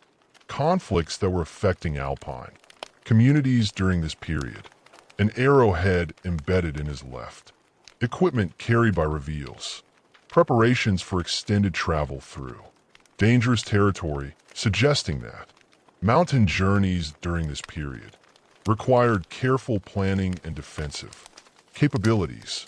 His unfinished bow carved from yew wood but lacking the final shaping needed for use indicates that he was in the process of replacing damaged equipment possibly after earlier encounters with hostile groups. The 14 arrows in his quiver, only 2 of which were completed with flint points and feathers, suggest that he had been involved in combat that depleted his ammunition supplies. The sophisticated construction of OSI's equipment demonstrates the technological capabilities that Alpine communities had developed for surviving in harsh mountain environments while maintaining the mobility needed for trade and warfare. His leather shoes, stuffed with grass for insulation, were designed for traversing snow and ice while providing protection against sharp rocks and cold temperatures. The bearskin cap and leather leggings offered protection from wind and precipitation, while his grass cloak provided additional insulation that could be quickly shed if rapid movement became necessary.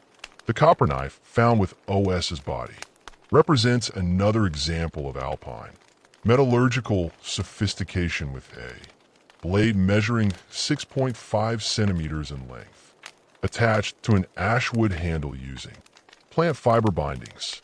The knife's design reflects the specific requirements of mountain life, where cutting tools needed to serve multiple functions, including food preparation, equipment maintenance, and emergency defense. The blade shows evidence of frequent resharpening, indicating that it had seen extensive use before Odie's final journey. The presence of tattoos on Osei's body created by rubbing charcoal into small incisions provides evidence for medical practices that Alpine communities had developed to treat the injuries and chronic conditions associated with mountain warfare and harsh living conditions. The 61 tattoos positioned primarily over acupuncture points corresponding to areas of arthritis and joint stress suggest that mountain peoples had developed sophisticated understanding of pain management techniques that combined empirical medical knowledge with spiritual or ritual practices.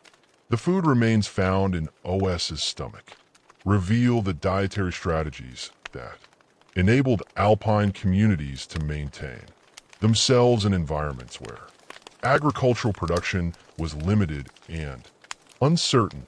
His final meal included Eorn wheat, red deer meat, and ibex fat, demonstrating access to both domesticated crops and wild game that required hunting skills adapted to mountain conditions.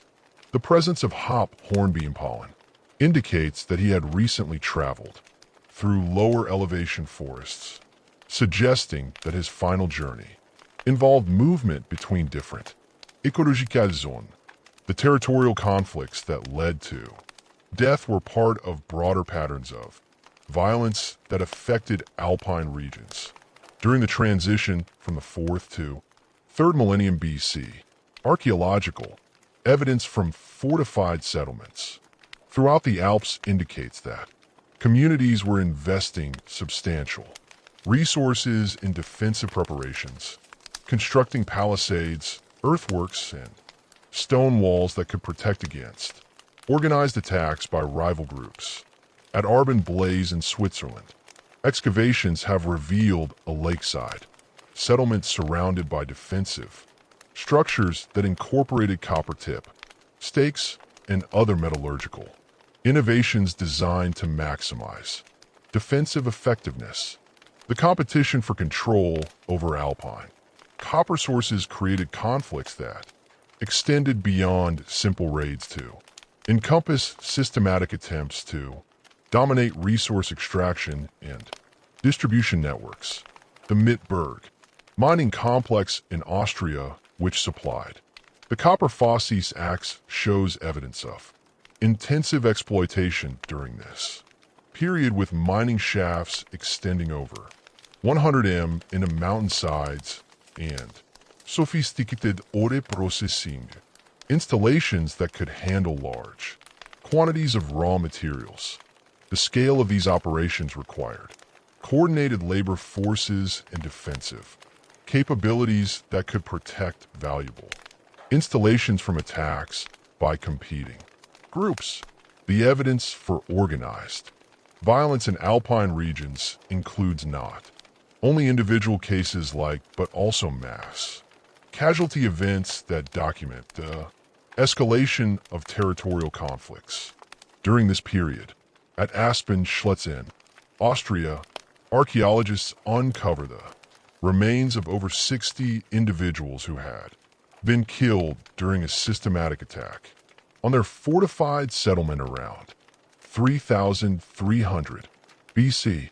The victims showed evidence of traumatic injuries inflicted by copper, axes, arrows, and blunt force weapons, while the absence of valuable objects from the site suggests that the attack was motivated by territorial conquest rather than simple raiding. The weapons technology that enabled these conflicts included innovations that adapted copper working techniques to the specific requirements of mountain warfare. Alpine copper axes typically featured longer handles and heavier heads than their land counterparts, providing the leverage needed for effective combat in rocky terrain where traditional weapons might be damaged by impact with stone surfaces. The haying systems used for these weapons incorporated multiple binding techniques that could maintain integrity under the stress conditions of mountain combat. The development of specialized mountain warfare tactics is evident in the design of fortified positions that took advantage of alpine topography to maximize defensive advantages. At Stillfried in Austria, a hilltop settlement dating to this period incorporated multiple defensive lines that channeled attackers through narrow passages where defenders could concentrate their fire using copper tipped arrows and spears. The positioning of these defenses demonstrates sophisticated understanding of military engineering principles adapted to mountain conditions. The social organization required for maintaining defensive installations and organizing military expeditions in alpine environments created new forms of leadership that differed from the kinship-based systems that had governed earlier mountain communities. Archaeological evidence suggests that successful war leaders could accumulate followers and resources that enabled them to establish territorial control over entire valley systems, creating the first examples of centralized political authority in alpine regions. The long-distance trade relationships that supplied alpine communities with essential resources created vulnerabilities that could be exploited by hostile groups seeking to disrupt enemy supply lines. The high altitude passes that provided the only practical routes for transporting goods between valleys became strategic choke points where small forces could intercept much larger trading expeditions. The isolated location where Odie died suggests that he may have been attempting to use a little-known route to avoid such interception attempts. The equipment carried by Otzi includes items that demonstrate the international connections maintained by alpine communities despite the violent conditions that characterize the region. His copper axe blade contains trace elements that suggest knowledge of alloying techniques developed in distant regions, while the flint used for his arrowheads originated from sources in northern Italy, indicating that trade networks continued to function despite ongoing territorial conflicts. The preservation conditions that maintained body and equipment for over 5 millennia have provided archaeologists with unprecedented insights into the material culture and technological capabilities of Copper Age Alpine communities, the organic materials that rarely survive in normal archaeological contexts, including leather, wood, grass, and plant fibers, reveal the sophisticated understanding of natural resources that enabled mountain peoples to create effective equipment using locally available materials. The birch fungus carried by Otzi, known for its medicinal properties, indicates that alpine communities had developed pharmaceutical knowledge that could treat the infections and digestive problems that were common in mountain environments where sanitation was difficult to maintain. The presence of these materials suggests that mountain travelers carried medical supplies that could address common health problems during extended journeys through dangerous territory. The evidence for territorial boundaries in alpine regions during this period comes from the distribution patterns of distinctive artifact styles and the positioning of fortified settlements that controlled access to specific valley or resource areas.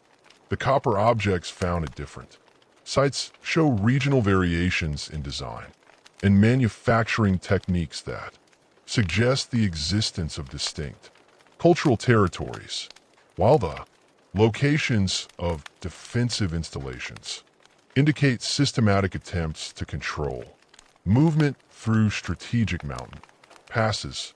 The impact of climate fluctuations on alpine communities during this period created additional pressures that intensified competition for the limited agricultural areas that could support permanent settlement.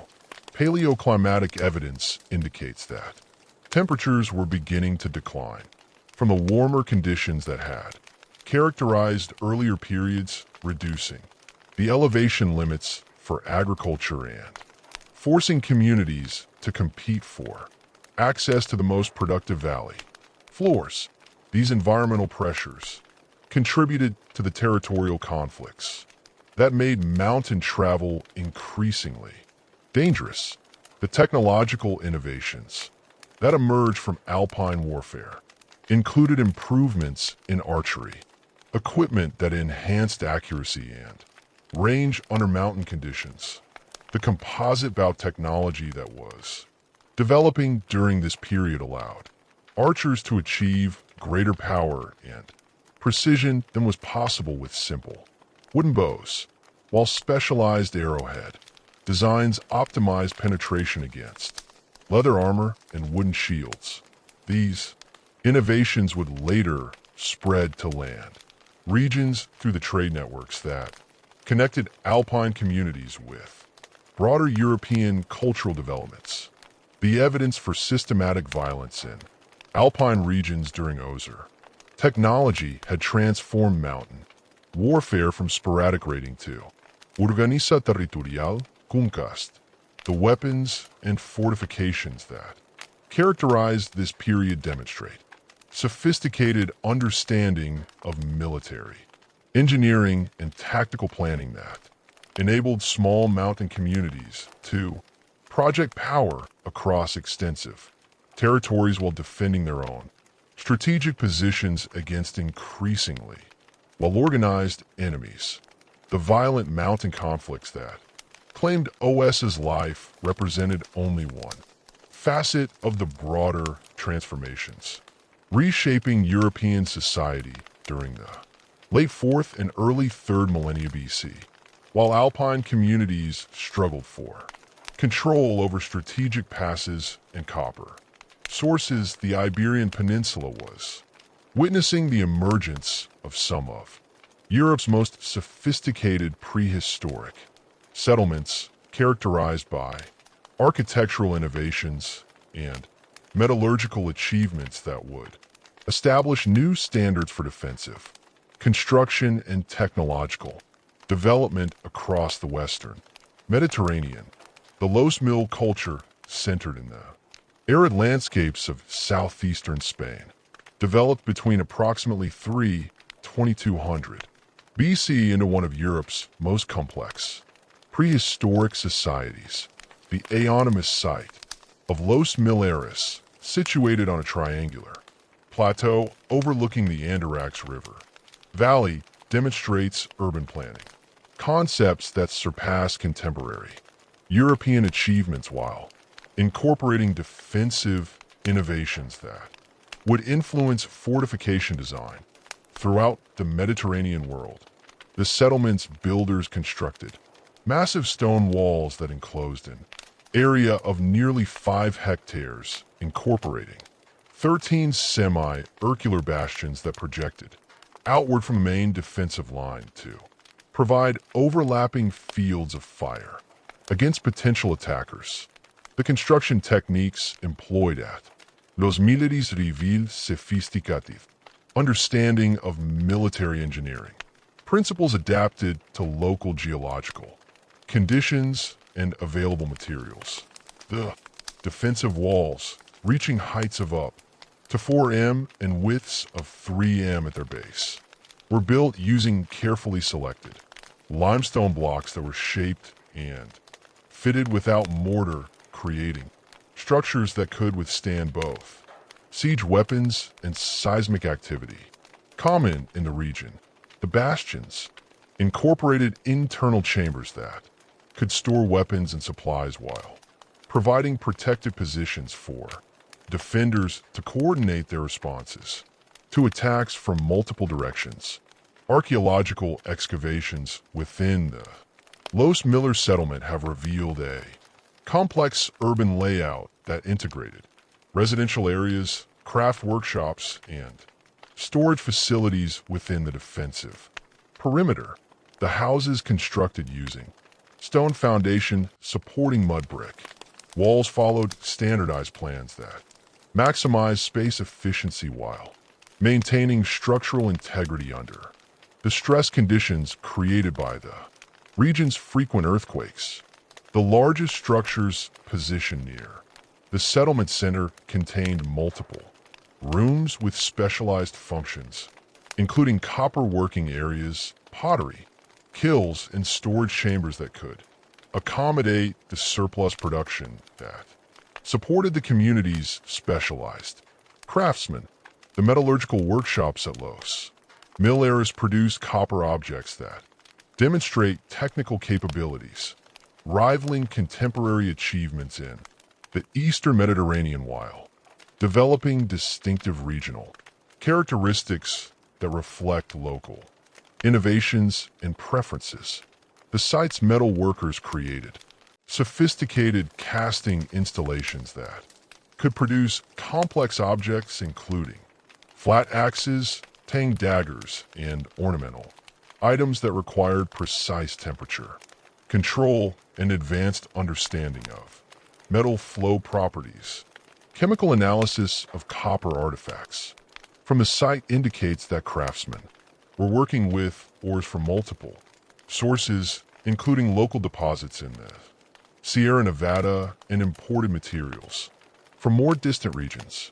The copper mining operations that supplied Los Mileres and related settlements transformed the economic landscape of southeastern Iberia through the establishment of specialized mining communities that developed innovative extraction techniques adapted to local geological conditions.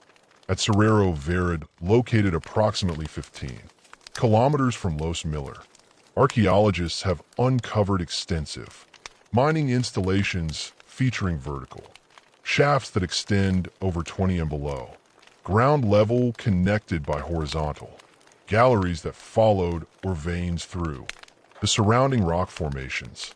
The mining operations incorporated sophisticated ventilation systems that maintained air circulation in deep workings while removing dangerous gases that could accumulate in confined Spaces. The organization of these mining operations required administrative capabilities that could coordinate activities across multiple sites while maintaining quality control standards that ensured consistent ore grades and processing efficiency. Archaeological evidence indicates that mining communities established permanent settlements near major extraction sites, complete with residential areas, workshops for tool production, and maintenance and storage facilities for processed doors awaiting transport to manufacturing centers. The presence of standardized copper ingots at these sites suggests that mining operations followed established procedures for ore processing and quality assessment that enabled systematic distribution to different workshops and trading partners. The technological innovations developed by Iberian miners included improvements in shaft construction techniques that enabled deeper excavation while challenging geological conditions, contraction that occurred as wood aged and dried. These support systems required coordinated efforts between miners, carpenters, and engineers who could assess geological conditions and design appropriate structural solutions for specific excavation challenges. The evidence for specialized mining communities extends beyond simple extraction activities to encompass the development of distinct cultural identities that reflected the unique social and economic conditions created by intensive resource exploitation. Cemetery excavations near major mining sites have revealed burial practices that differed markedly from contemporary agricultural communities, with grave goods emphasizing copper, tools, mining equipment, and ornamental objects that demonstrated the deceased participation in metallurgical activities. The presence of copper objects in children's graves suggests that mining expertise was transmitted through family lineages that maintain control over specific technical knowledge and resource access rights. The warrior elites that emerged within Los Mil era society developed military capabilities that reflected both the wealth generated by copper production and the defensive requirements created by competition for control over mining territories and trade routes. Elite burials from the site contain elaborate assemblages of copper weapons, including daggers with ivory handles, ceremonial axes with decorative elements, and archery equipment that demonstrates the integration of metallurgical innovation with military technology.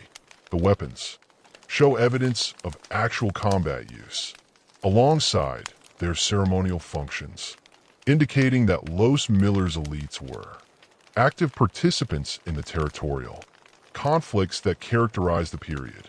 The fortification systems that protected Los Miller and related settlements incorporated defensive innovations that responded to evolving military technologies and tactical approaches developed by competing groups throughout the region.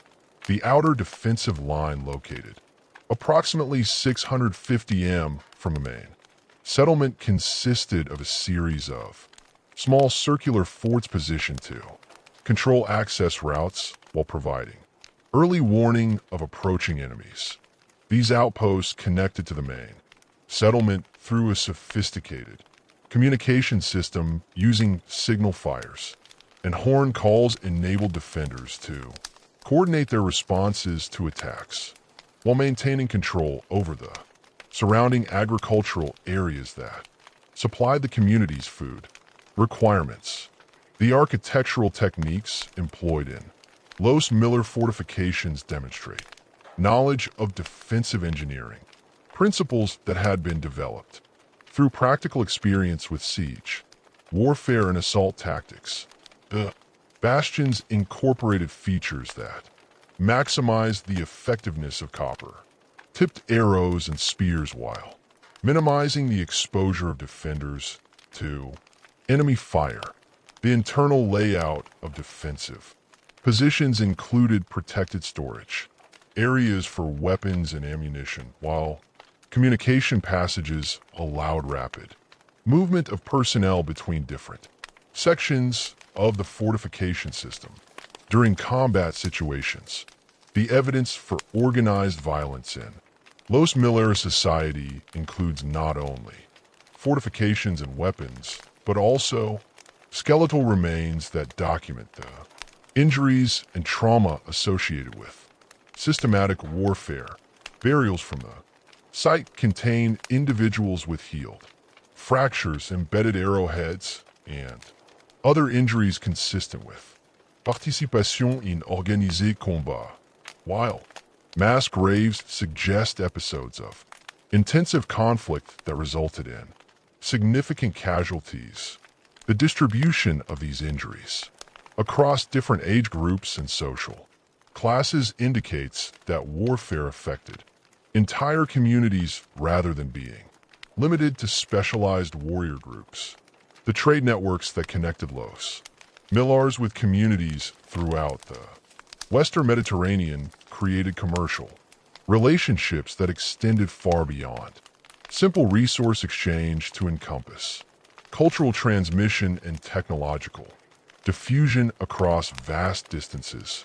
Archaeological evidence indicates that Los Millars merchants maintained regular contact with communities in North Africa, establishing trading posts and commercial relationships that facilitated the exchange of copper, objects, ivory, ostrich eggshells, and other luxury materials that enhanced the status and wealth of Iberian elites. The North African connections maintained by Los Millars communities are documented through the presence of African materials in Iberian archaeological contexts and the appearance of Iberian style objects at sites along the Mediterranean coast of Africa. At Toralt, in Morocco, excavations have revealed copper objects that display manufacturing techniques and stylistic characteristics consistent with Iberian production, while ivory objects found at Los Millar show carving techniques that reflect African artistic traditions. These exchanges required organized trading expeditions that could navigate the challenging waters of the Strait of Gibraltar while maintaining commercial relationships across cultural and linguistic boundaries.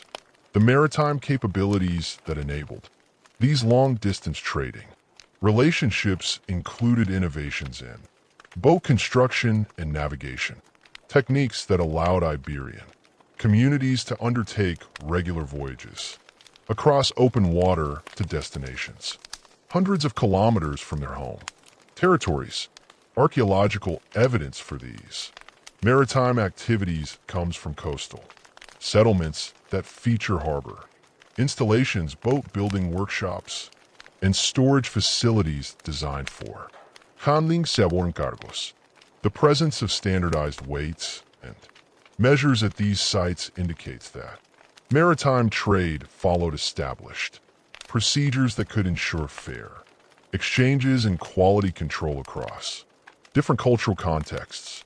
The development of these maritime trading networks required technological innovations that extended beyond simple boat construction to encompass navigation technique, cargo handling, systems, and diplomatic protocols that could facilitate commercial relationships with distant communities.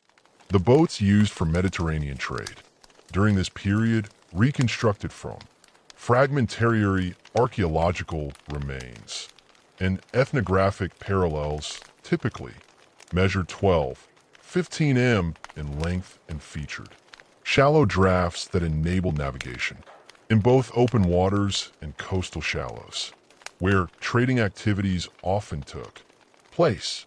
The social complexity that characterized Los Millari society is evident in the elaborate burial practices that developed during the cultures. Fluorescence, reflecting increasing. Social stratification and the concentration of wealth and power within. Elite lineages. The famous collective tombs constructed, using massive stone slabs arranged in. Circular chambers covered by earth. Mounds contained hundreds of individuals, buried with grave goods that demonstrate the enormous resources that successful families could accumulate through their control of metallurgical production and long-distance trade. The Tholos tombs that represent the most sophisticated examples of Los Millers. Mortar architecture required, engineering capabilities that combined architectural knowledge with sophisticated understanding of structural mechanics and geological conditions. The largest examples measuring up to 5 m. An internal diameter with cobbled stone. Roofs that could support substantial earthen superstructures incorporated. Drainage systems and ventilation. Features that maintained appropriate conditions for repeated use over extended periods. The construction of these monuments required coordinated labor efforts, involving skilled stonemasons, engineers and workers who could transport and position massive stone, blocks weighing several tons each. The grave goods found within these collective tombs reveal the international connections and sophisticated material culture that characterized Los Miller elites during the height of their cultural development. Copper objects include not only locally produced items, but also imports that demonstrate contact with communities throughout the Mediterranean basin, while ivory carvings, gold ornaments, and exotic stone materials indicate access to luxury goods from Africa and other distant regions. The presence of specialized tools, including copper saws, chisels, and drilling equipment, suggests that tomb construction and maintenance required technical expertise that was concentrated within specific craft lineages.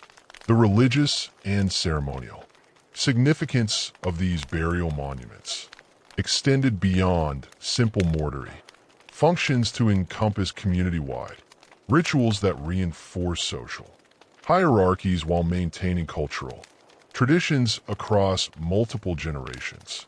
Archaeological evidence indicates that the tombs were reopened periodically for additional burials and ritual activities that involved the manipulation of ancestral remains and the deposition of new grave goods.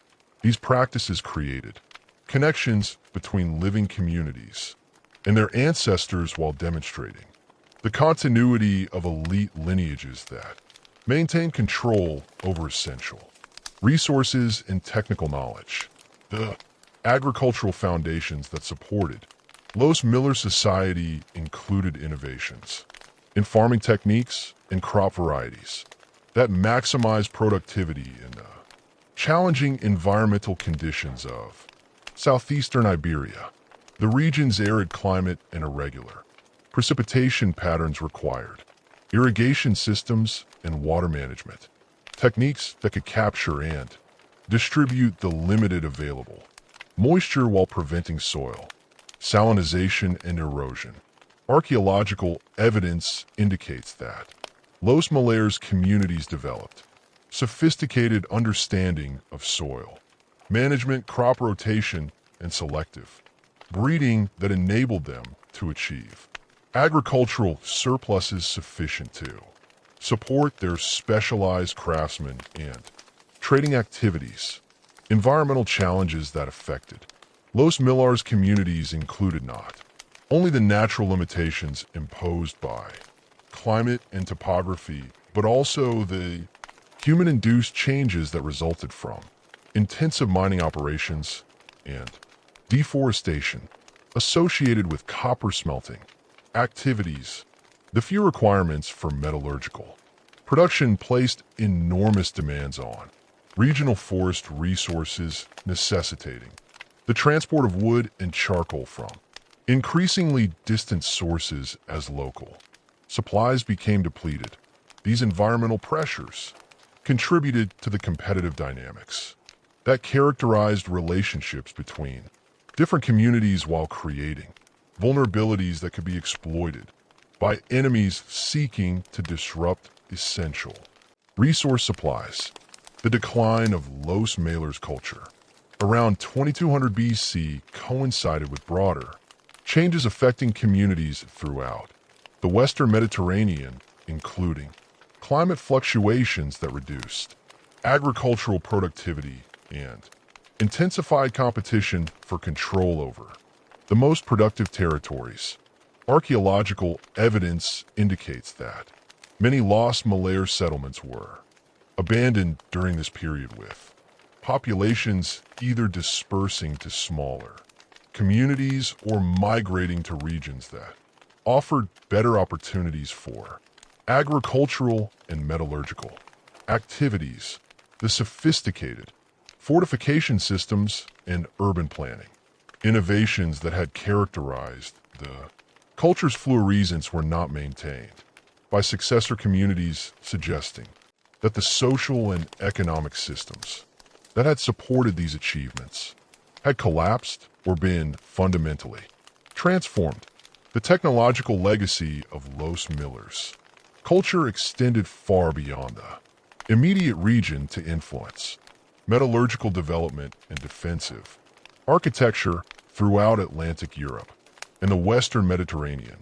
The innovations in copperworking, fortification design, and urban planning that characterized the culture provided models that would be adapted and modified by subsequent communities as they developed their own responses to the challenges and opportunities created by expanding trade networks and intensifying territorial competition. The sophisticated achievements of Los Millers culture represented the culmination of over 2 millennia of copperworking innovation across Europe and the Mediterranean. But by 2200 BC, the environmental and social pressures that had driven these developments were creating conditions that would fundamentally transform metallurgical technology and reshape ancient societies. The discovery of tin-bronze alloys, which had been developing gradually through experimental additions of various metals to copper, was reaching a critical threshold where the superior properties of bronze would begin to revolutionize both military technology and everyday tool production across the ancient world. The earlier systematic production of tin bronze appears in the archaeological record around 2500 BC at sites scattered across Anatolia and the eastern Mediterranean, where metal workers had been experimenting with various additives to copper for centuries. Unlike the arsenic copper alloys that had dominated earlier periods, tin bronze offered consistent properties that could be reliably reproduced, provided craftsmen had access to tin sources and understood the precise ratios needed for optimal performance. At cult in central Anatolia, workshops dating to this period contained crucibles with residues showing tin concentrations of 8–12%, the optimal range for producing bronze that combined maximum hardness with workability for complex casting operations. The technical advantages of tin bronze over pure copper were immediately apparent to craftsmen who gained access to the new technology. Bronze tools maintained sharper edges for extended periods, resisted corrosion more effectively than copper, and could be cast into more complex shapes without the brittleness problems that had limited earlier alloy experiments. At Troy too, dating to approximately 2400 BC, archaeologists have uncovered bronze weapons that demonstrate sophisticated understanding of alloy composition with different tin percentages optimized for Specific applications.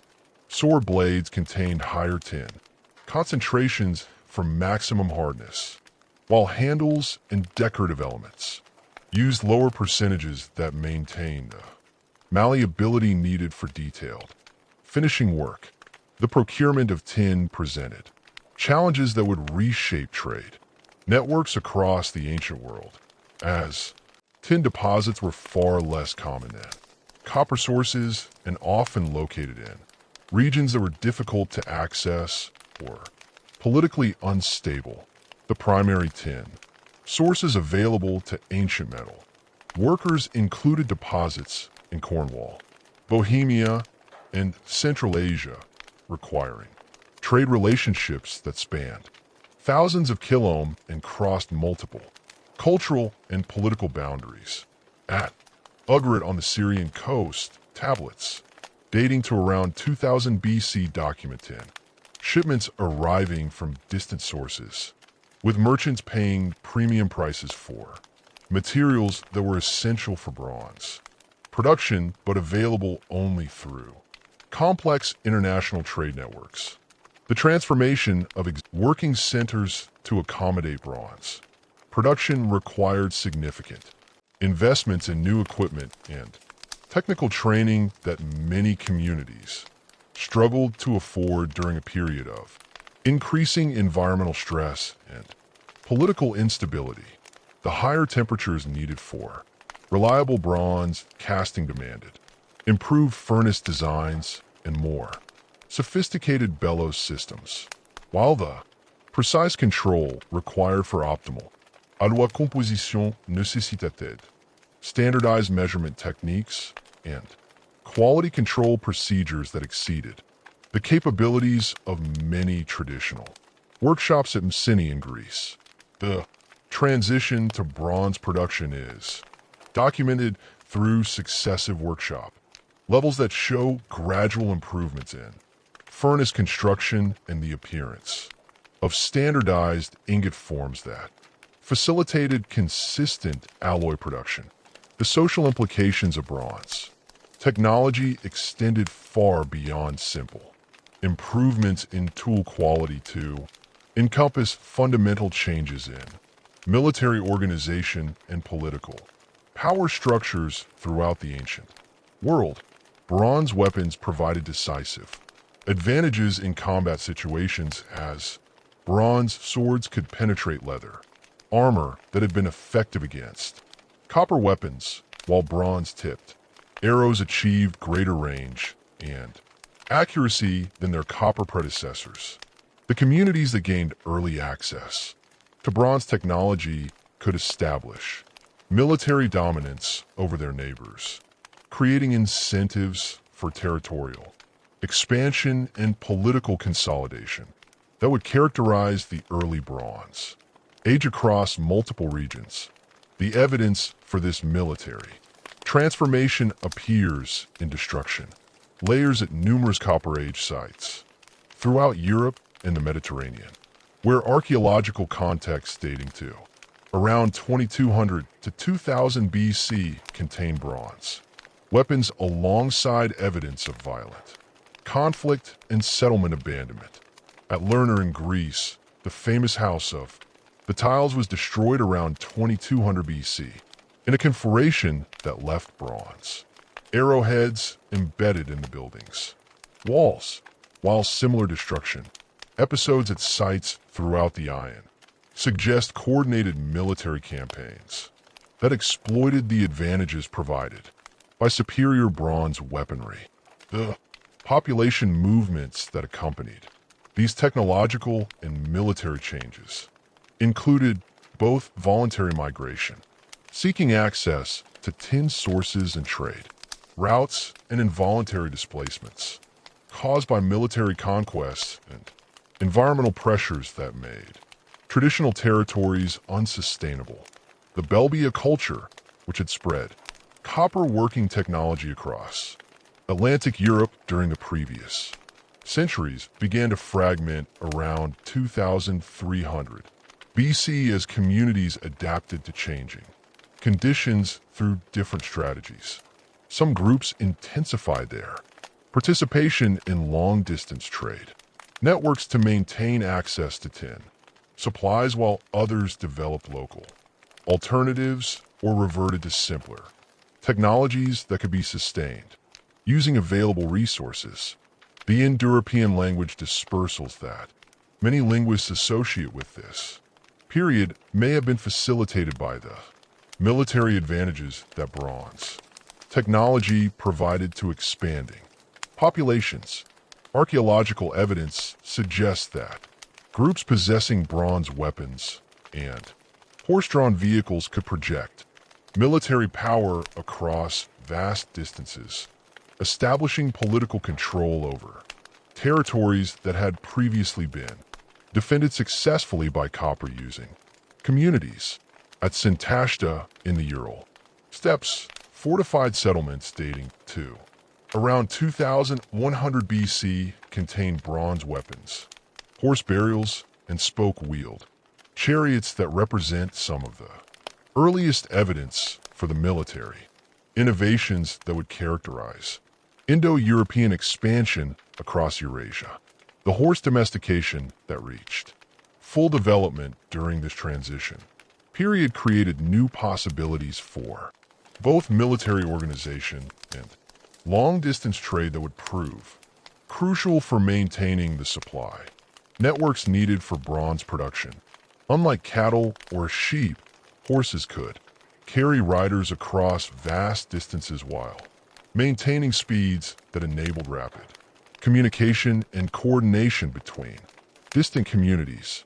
At in Kazakhstan, archaeological evidence dating to around 2200 BC includes horse pits, corral, and processing areas that document the systematic exploitation of horses for transportation, military applications, and food production.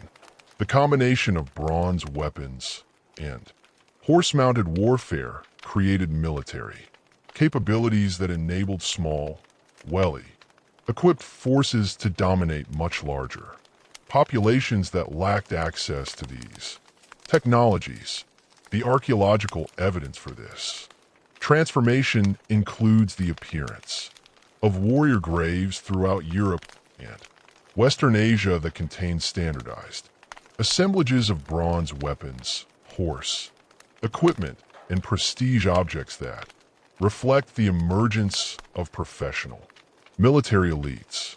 At Amesbury in England, elite burials dating to around 2000 BC contained bronze daggers, gold ornaments, and archers' equipment that demonstrate the international connections maintained by successful warriors during this period of technological transition.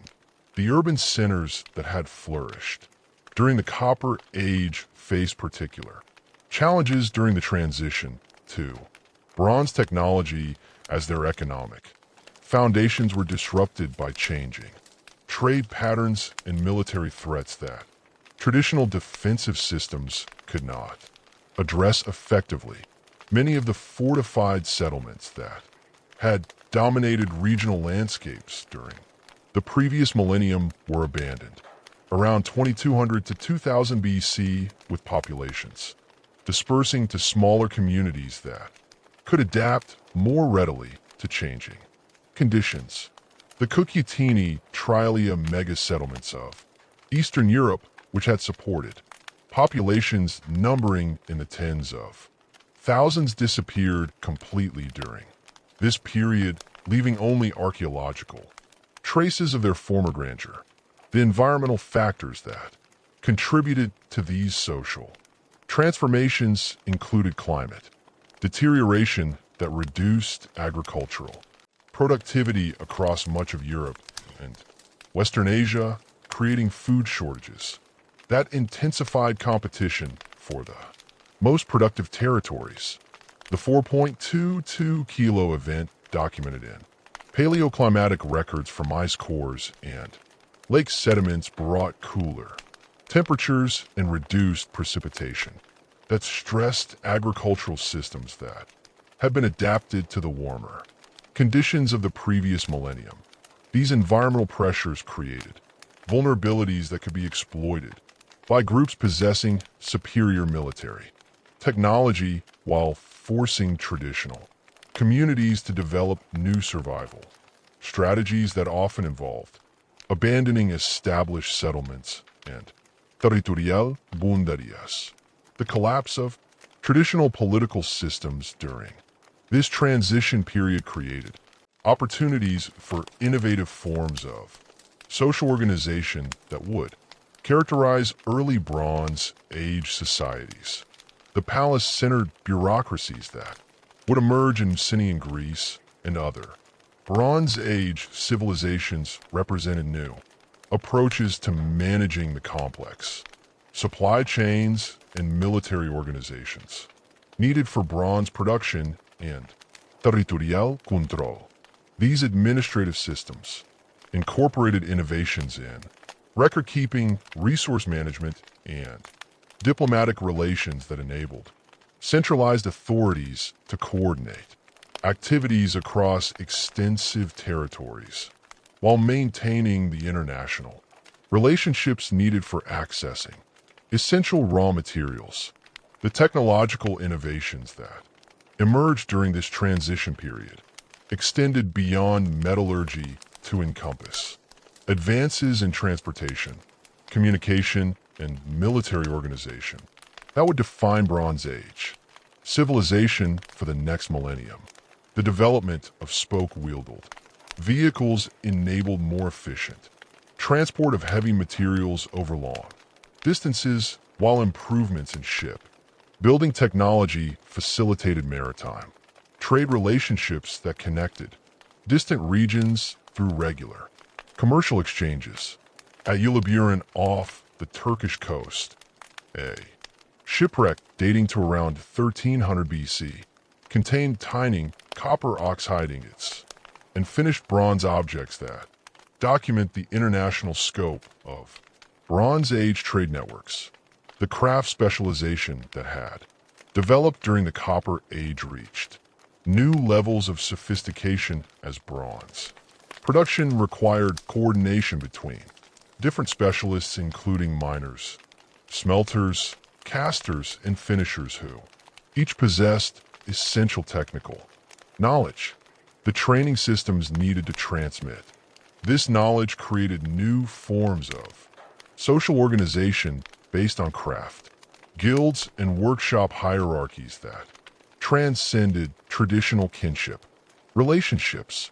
At Konos and Cree, linear B tablets document the complex administrative systems that palace authorities used to manage bronze production, including detailed records of raw material, allocations, worker assignments, and finished product distributions. The religious and ceremonial significance of bronze objects reflected their superior properties and the complex social relationships involved in their production and distribution.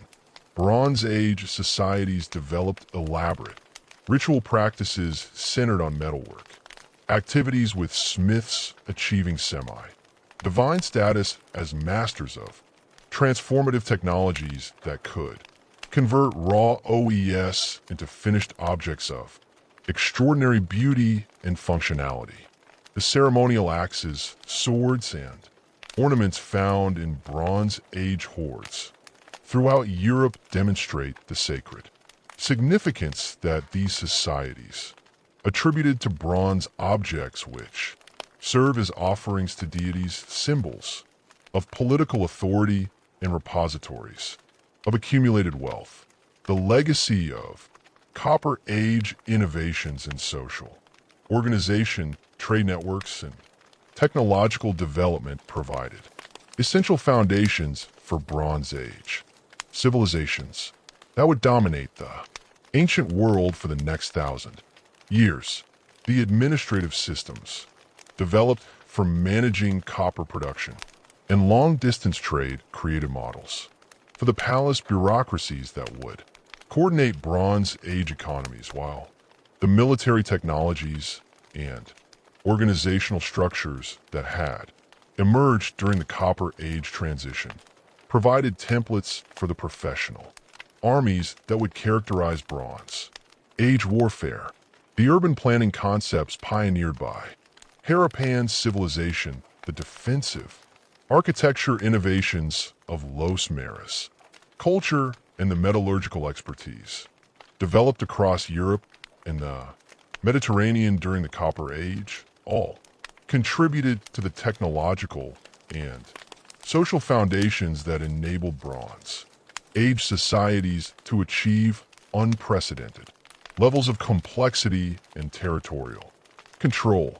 The trade networks that had connected copper-producing regions with manufacturing centers and consumer markets evolved into the international commercial systems that would facilitate Bronze Age prosperity while creating the diplomatic relationships and cultural exchanges that would characterize ancient Mediterranean civilization. The transformation from copper to bronze technology marked more than a simple improvement in metallurgical capabilities. It represented a fundamental shift in how human societies organize themselves for production, warfare, and territorial control. The Copper Age had introduced humanity to the possibilities and challenges of metal technology while creating the social structures and international relationships that would prove essential for managing the more complex requirements of Bronze Age civilization.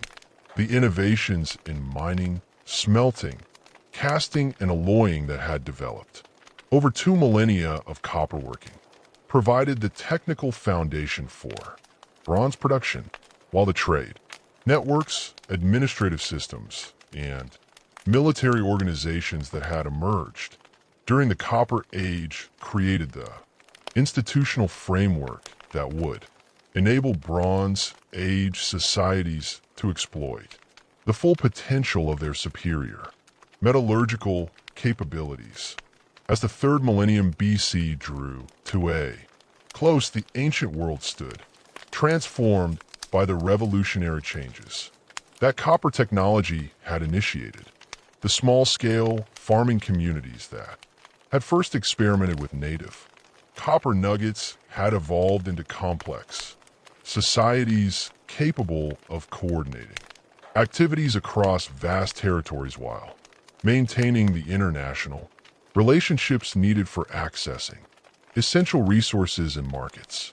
The legacy of these Copper Age innovations would influence human development for millennia to come, establishing patterns of technological innovation, social organization, and international cooperation that would shape the course of ancient history and provide enduring models for human achievement in the face of environmental challenges and competitive pressures.